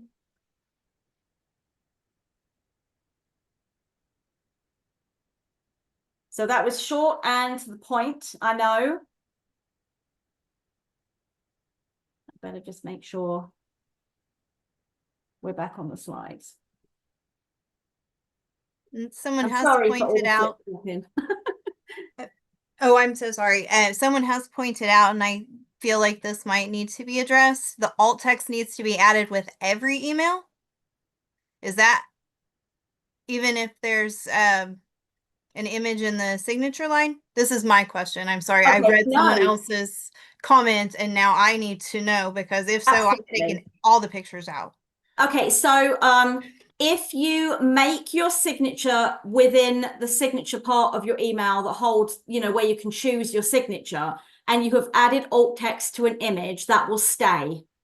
If you have a signature that pops up every time you select new mail. Okay. So that will hold, yes. And I'm seeing another one. Should a space or something be added between the letters in acronyms to get the screen reader to spell it out? This is kind of one of my bugbears is, it reads NEO for NEO, and you can try and use spaces or periods in there. And that's fine in the alt text, because for us, we don't see it. So it's a kind of trial and error to see how which works. You can use spaces, you can use dashes, you could use periods, and test it with NVDA and just see how you feel like that reads it out best. So I've used trial and error in several of my things and found dashes have worked best for pauses. So yeah, just see if there's any more questions. There was a question about Gmail and alt text. Do you know anything about adding alt text images there? I know Ali covered this quite extensively in Gmail earlier. I don't think I've got the ability to pull up my email and check it. Ali, are you still on? Yes, I am on. Would You you can mind? add it. However, it doesn't, it's not always static. And so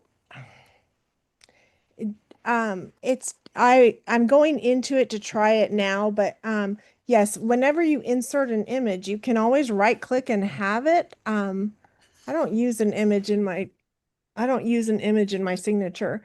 Even with Outlook, I have to go in like all the time and rescan it and get it in. But Gmail, I don't usually use a picture in my signature, but you can get a picture in there and add alt text. Yeah, okay. As a Gmail user, I can say that anytime you have an image, if you click on it below the picture, there will be several options. One of them is now alt text. You will have to remove the text that says image.png and then add your alt text. And you have to add it in every email unless you have a template created, in which case the alt text on like a banner or a logo will stay each time you pull up the template. Yeah. And one question that has just come in. Where is the phone icon? I'm going to pop that in. I think it might be on my the accessible email checklist. I think I included the Unicode icons.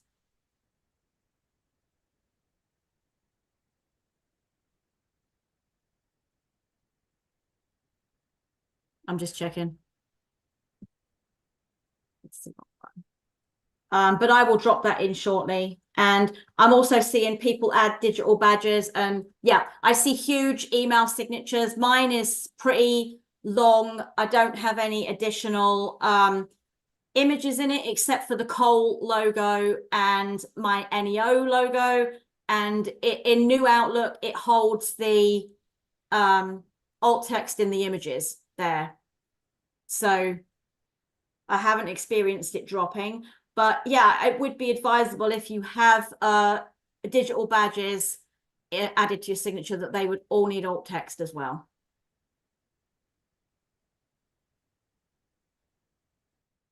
I'm just trying to scroll through. We have got a lot of questions.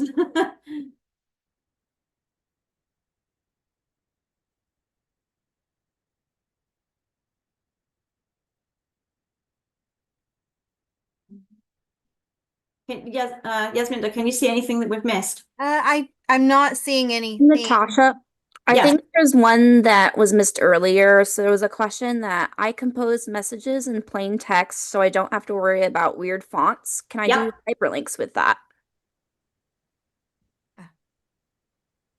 I'm actually not I actually don't know the answer to that question because I haven't composed them in plain text. So I'm not actually sure whether the hyperlink sticks.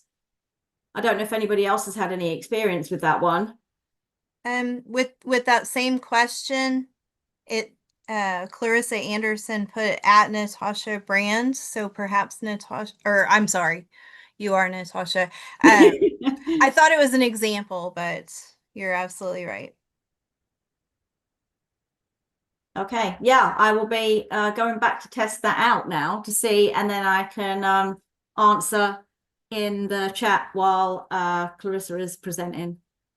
But if you don't have any more questions, we can have a little break before Clarissa gets on, and I'll check through the questions and try and respond in the chat box.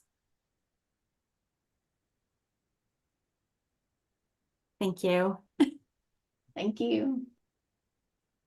Yeah, sorry about that. I get sidetracked in the chat because there were other things. Yeah, there's a lot of things to go back and forth in the chat versus a Q&A for sure. But I'll look back in those now.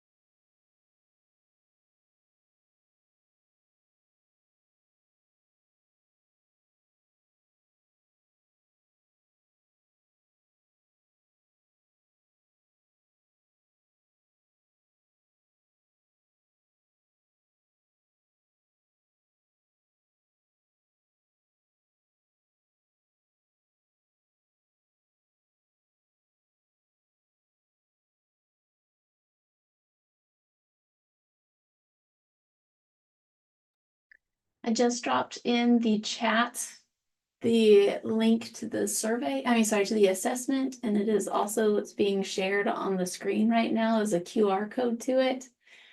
This is the assessment for you to take to get the digital badge for this session. You can go ahead and click on that or scan that to be able to take it. You do need to score 80% or higher. If you do not score that the first time, you are welcome to retake it, but you do have to get that score in order to earn the digital badge. It will be available for a month. After that point, you will still have access to the recordings and the materials, but you will not be able to get the badge. I don't think it ended up in the public chat, Crystala. Oh, I didn't hit enter. There you go. Thank you.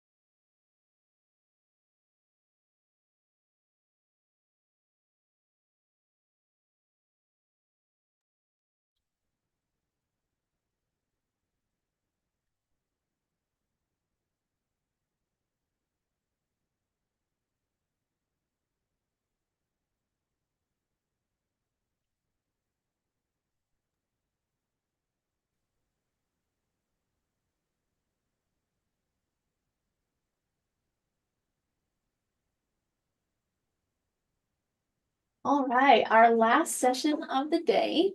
Thank you all for sticking with us. We've had some excellent presentations, so thank you to all the speakers. Clarissa and Natasha, who we just heard from, are both our co-chairs for the Accessibility Committee of COLE, and they are the ones responsible for helping organize all of this, putting it all together, and their hard work has paid off. So thank you both. Clarissa is our final speaker. You've been hearing from her already in the chat. She is always a rock star in helping to answer questions there. Clarissa is the manager of course development at OU Education Services. And the presentation that we're about to hear is practical strategies to advance accessibility at your institution. Clarissa is, I already said that. I just didn't read it. Sorry about that. I think, oh, and she is also on the University of Oklahoma's Accessibility Compliance Task Force. So thank you, Clarissa. I look forward to hearing your presentation. I'm very excited to be here and with you all this whole session, and thanks to everyone who's still watching online. No, as Crystal said, it's been a long day. And also hello to those who will be watching this recording later on. So we will be talking today about, oh, sorry, I'm pulling up my slides, about how do we advance accessibility at our institutions? So we've kind of had a lot of discussion today about, what are some specifics with accessibility? So whether that's emails, that's PDFs, that's Microsoft Office, but how can we as individuals address accessibility? So it's a little bit of a step forward in terms of how am I going to apply some of this as well.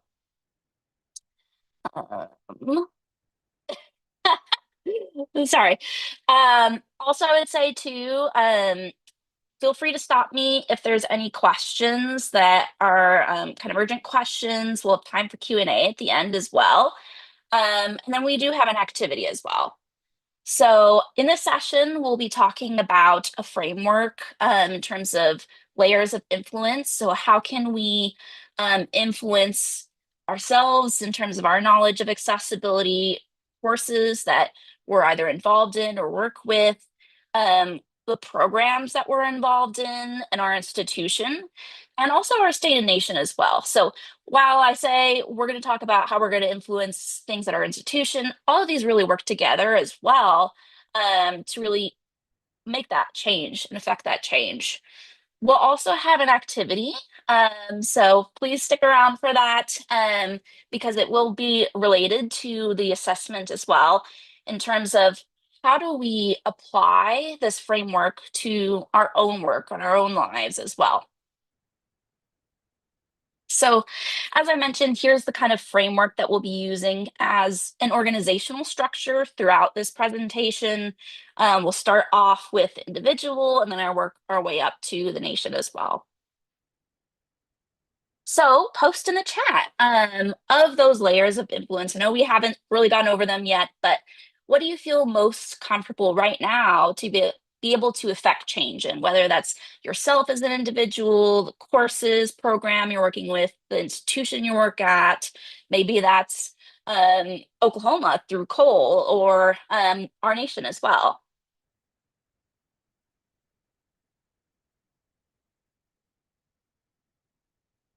Today I'm seeing a lot of individual courses.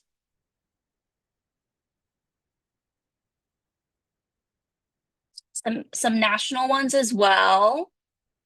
Programs. I saw some references to also talking with colleagues.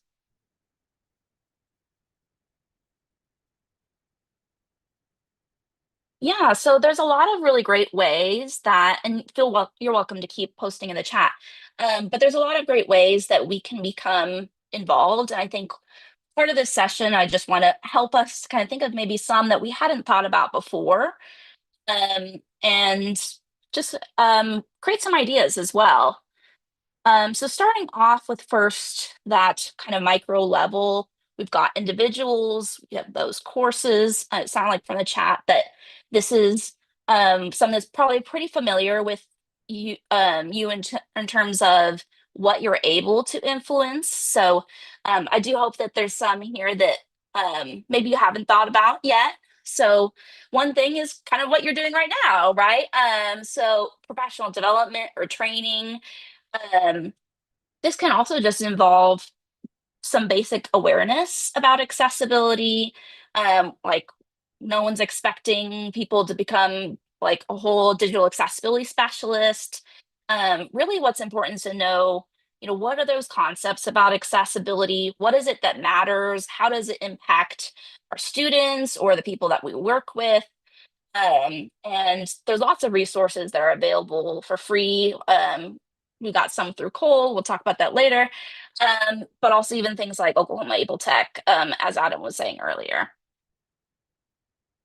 Also, really, I think a passive way to learn, I say that in a positive way, is to sign up for newsletters about accessibility. So, for example, Oklahoma Able Tech has like a monthly newsletter. So that's an easy way to keep yourself up to date on things that are going on in accessibility without you having to like remember to go look for that specific information as well. And so there's a lot of institutions that will have something similar. I would say, for example, I even signed up for the University of Colorado Boulder's newsletter. I'm not associated with them in any form, but they have really good content and it's very universal in terms of accessibility as well. So there are some other things like that that could be of interest. So when we're talking about ourselves as individuals, the important thing here is kind of figuring out where am I at?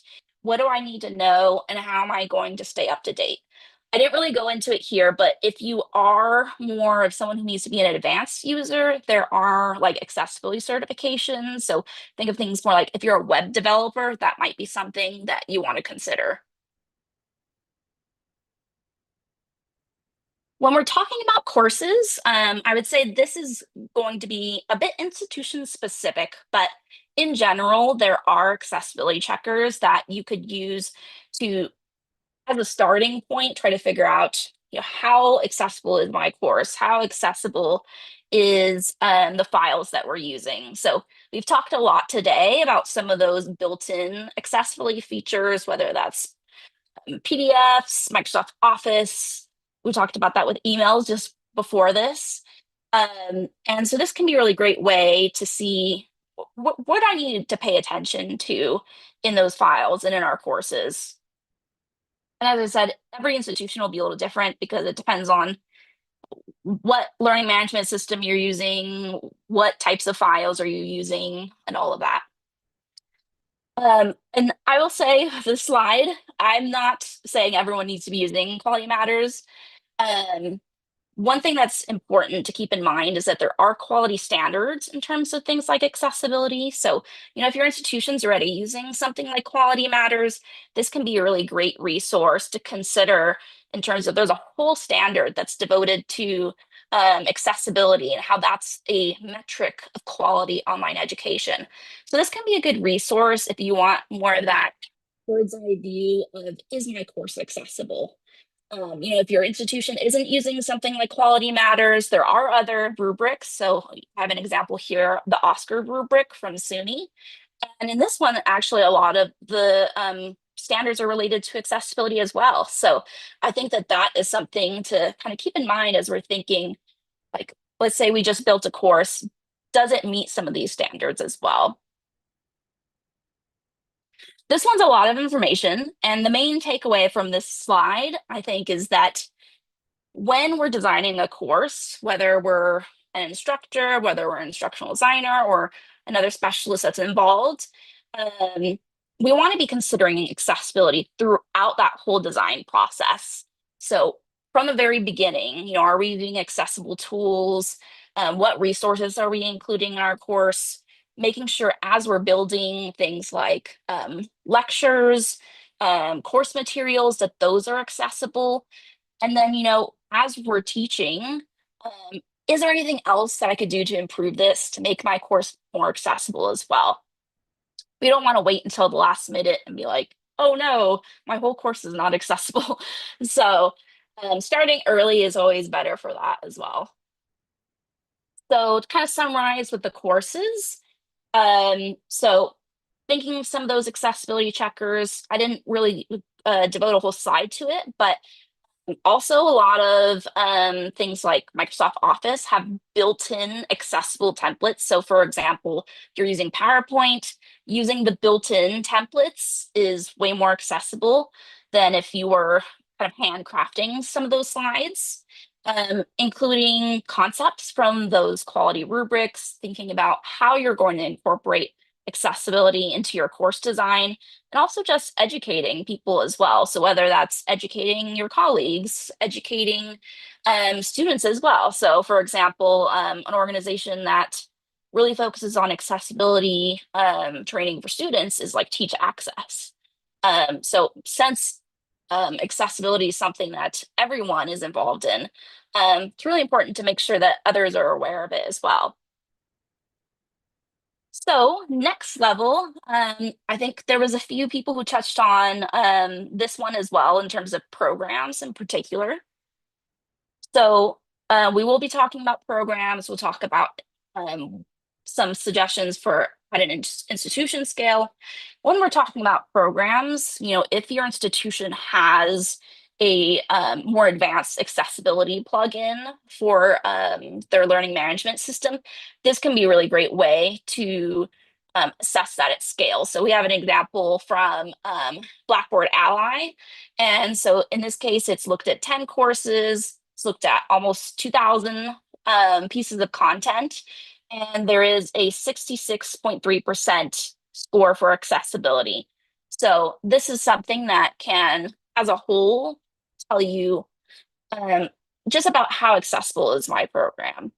Of course, it's all based on AI, so it's not going to tell you everything as if you're manually doing everything, but that can be a good gauge as well, especially, here's an example, if you're trying to see how we've improved.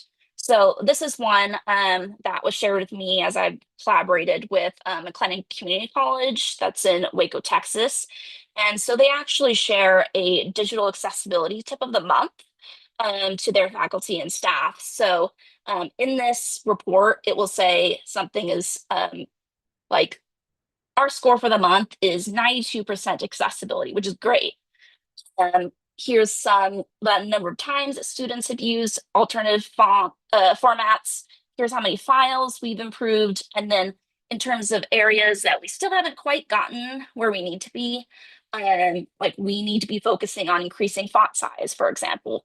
And so that's a great way to really know, well, here's where we're at, and maybe here's where we need to be after that. So in terms of program level efforts, kind of tying all of that together, maybe that means requiring a minimum level of accessibility, whether that's program as a whole or in individual courses, or maybe that's saying, here's the number of errors that is okay or not. And then you may also consider accessibility in terms of assessing the quality of that program.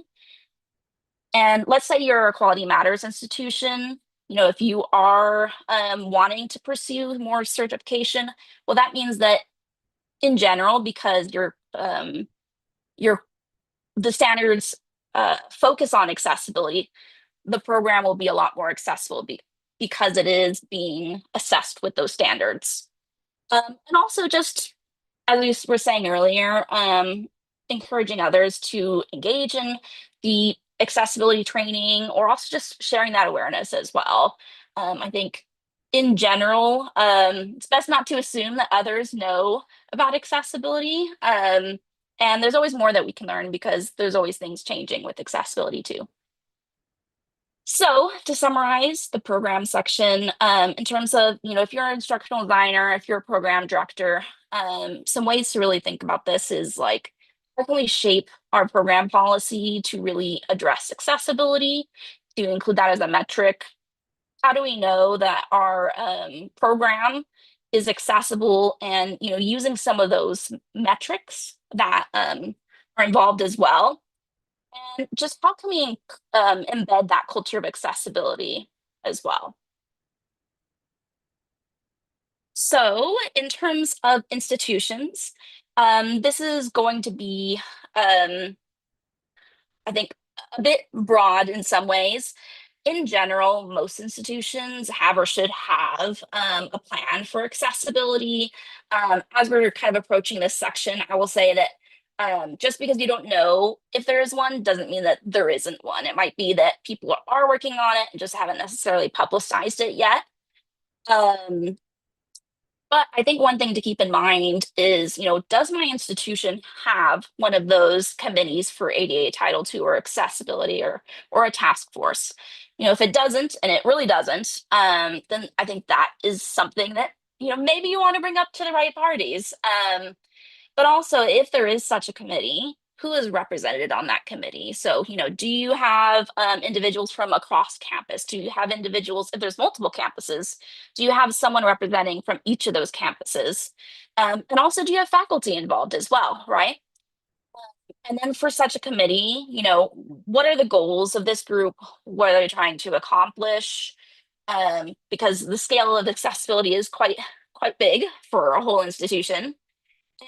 If there is a committee or task force that is related to this, let's say you're not a member, and it can be really great to give feedback to them and make sure that any concerns that you have are heard as well, or any other suggestions too, so that way people know, here is what the issues are, and they'll consider that as well as they're addressing things.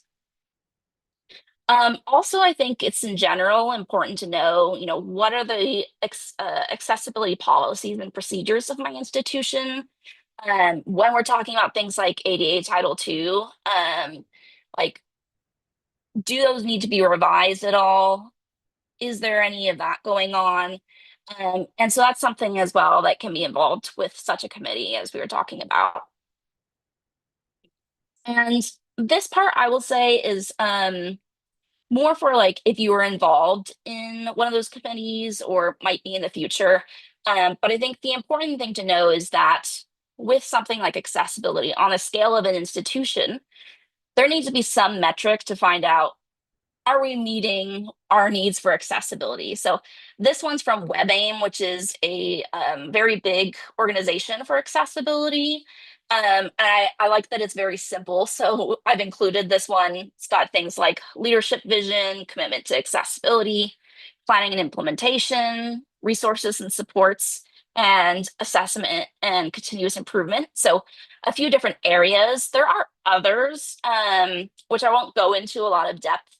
But for example, the World Wide Web Consortium has one. They're the ones who make those web accessibility guidelines. They're also models specific to higher ed too, and also those specific to online learning. So when we're talking about institution, sometimes it can feel very big scale, and not everyone necessarily will be or needs to be part of such a like task force or committee. But I think it is important to know, does my institution have one? And what does it look like? What are they doing? And how does that affect me as well? So macro level, we got state and nation. So Cole, it's why you're here, actually. So with Cole, or the Council of Online Learning Excellence, we have various volunteer opportunities for accessibility. So that can be a way to also learn more, whether or not you're new to accessibility or more an advanced user. We also have professional development periodically as well. And we'll, as part of the assessment, we'll also be interested in here if there's specific topics that you want to hear more about in the future. Also, in general, we provide resources and state advocacy as well. So I have an example here where we recently have created a memo for faculty and staff guidance on web accessibility.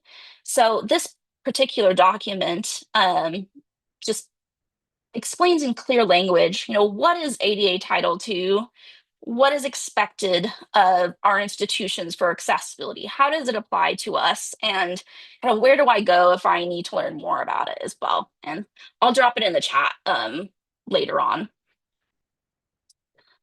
So really things like COLE, there are others, but I mean, we're here. So are great ways to participate and advance the national conversation as well, and really collaborate with our peers to find out, how do I accomplish this as well?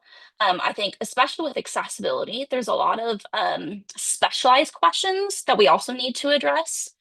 And so that's where something like COLE can be really helpful because, maybe you have someone else across the state that has similar subject matter expertise and knows how to accomplish that for accessibility.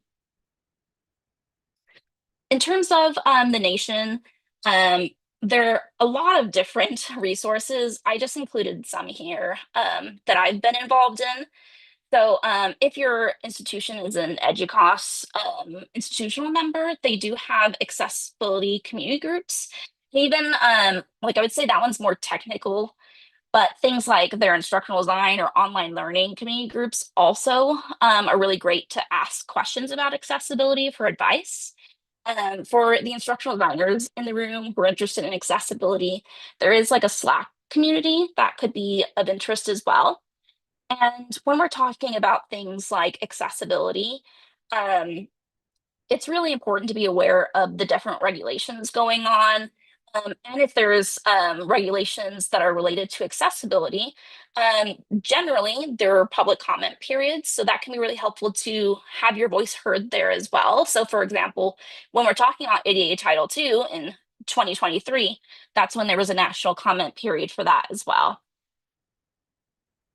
So, summarizing that with a nation, there's various communities of practice available, lots of mentoring from other institutions. I'm happy to share recommendations. And then we also can add comments about policies as well. So we are going to switch gears a little bit and work on a brief activity. So this really aligns with some of the concepts we were talking about. So in this activity, I'll provide a Google Doc in a second, but the framework that we're using is what are some things that you can control? What are some things that you can influence? And what are some things that you can advocate for? So I will pull up this Google Doc and drop it in the chat.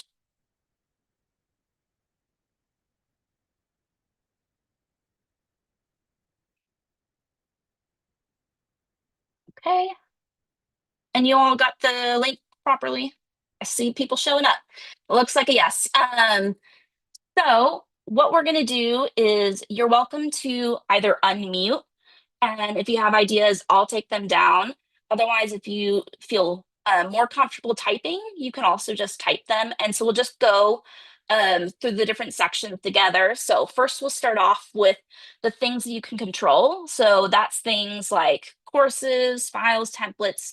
And I think the important thing as we're working through this activity is, tying it back to what, for me personally, can I do for these things?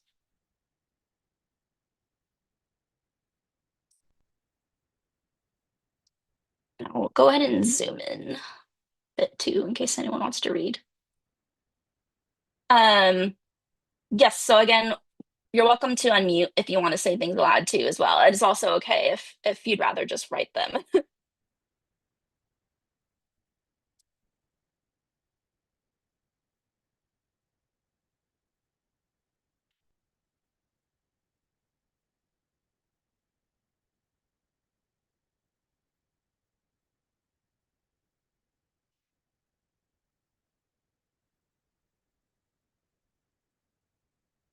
Seeing lots of great suggestions here in terms of things you can control. So courses, emails, subscribing to updates from accessibility resources. So like those newsletters we were talking about earlier, syllabi, that's great.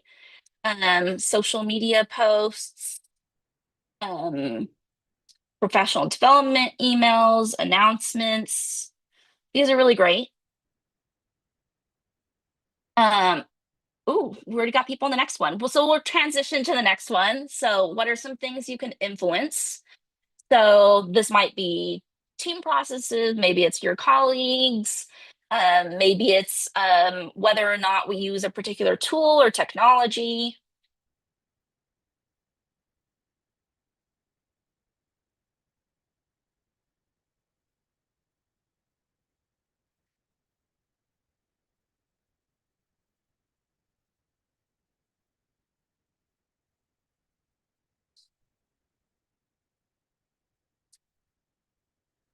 A lot of great ones again. We've got helping others in their office and encouraging them in terms of accessibility, providing training, assistance, encouraging professional development.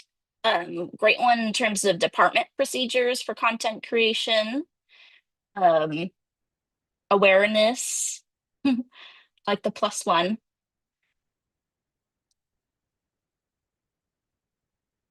I would also say for anyone who's adding things in the chat, I'll also add those after this as well. So now we'll move on to the next section, which is potentially the hardest one, I will admit. So what are some things that you can advocate for? So, and this can be on whichever level that you feel comfortable with. So maybe that's your institution, maybe that's the program that you're involved in, or maybe it's not even like leadership decisions of your institution, but it's like your boss's decisions or things. Or maybe that's your involvement with coal.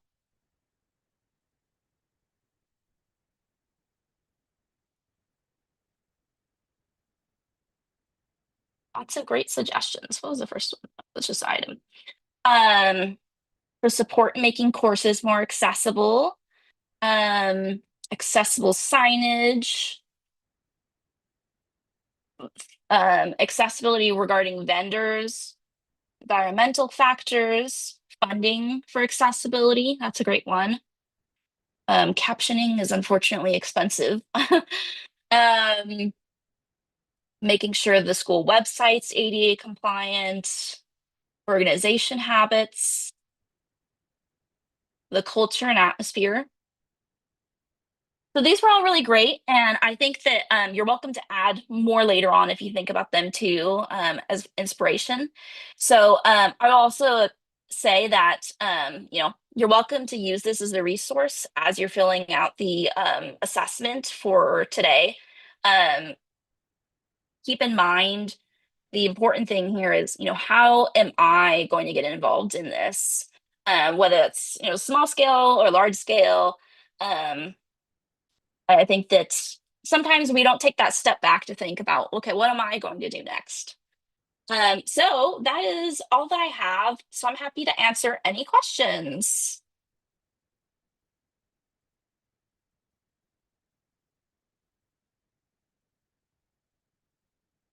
Let's see. I see a question about QM. So I would say for QM, that one I think would be a good question to specifically ask the QM Instructional Designers Association and just see if they have suggestions on that. I think I attended a meeting a while ago and very lively conversation with everyone. So I'm sure that they would be interested in saying something about that. Besides that, QM also does have like an accessibility resource course that could be helpful to pull things from there as well.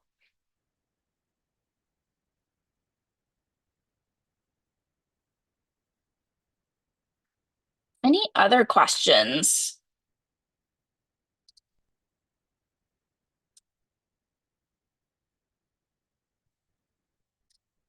Alrighty. If they come up later on, you're also welcome to email me. I'm going to drop it in the chat.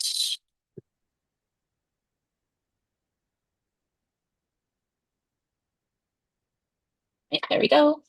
And you also have the Google Doc as a resource when we share out the handouts and everything.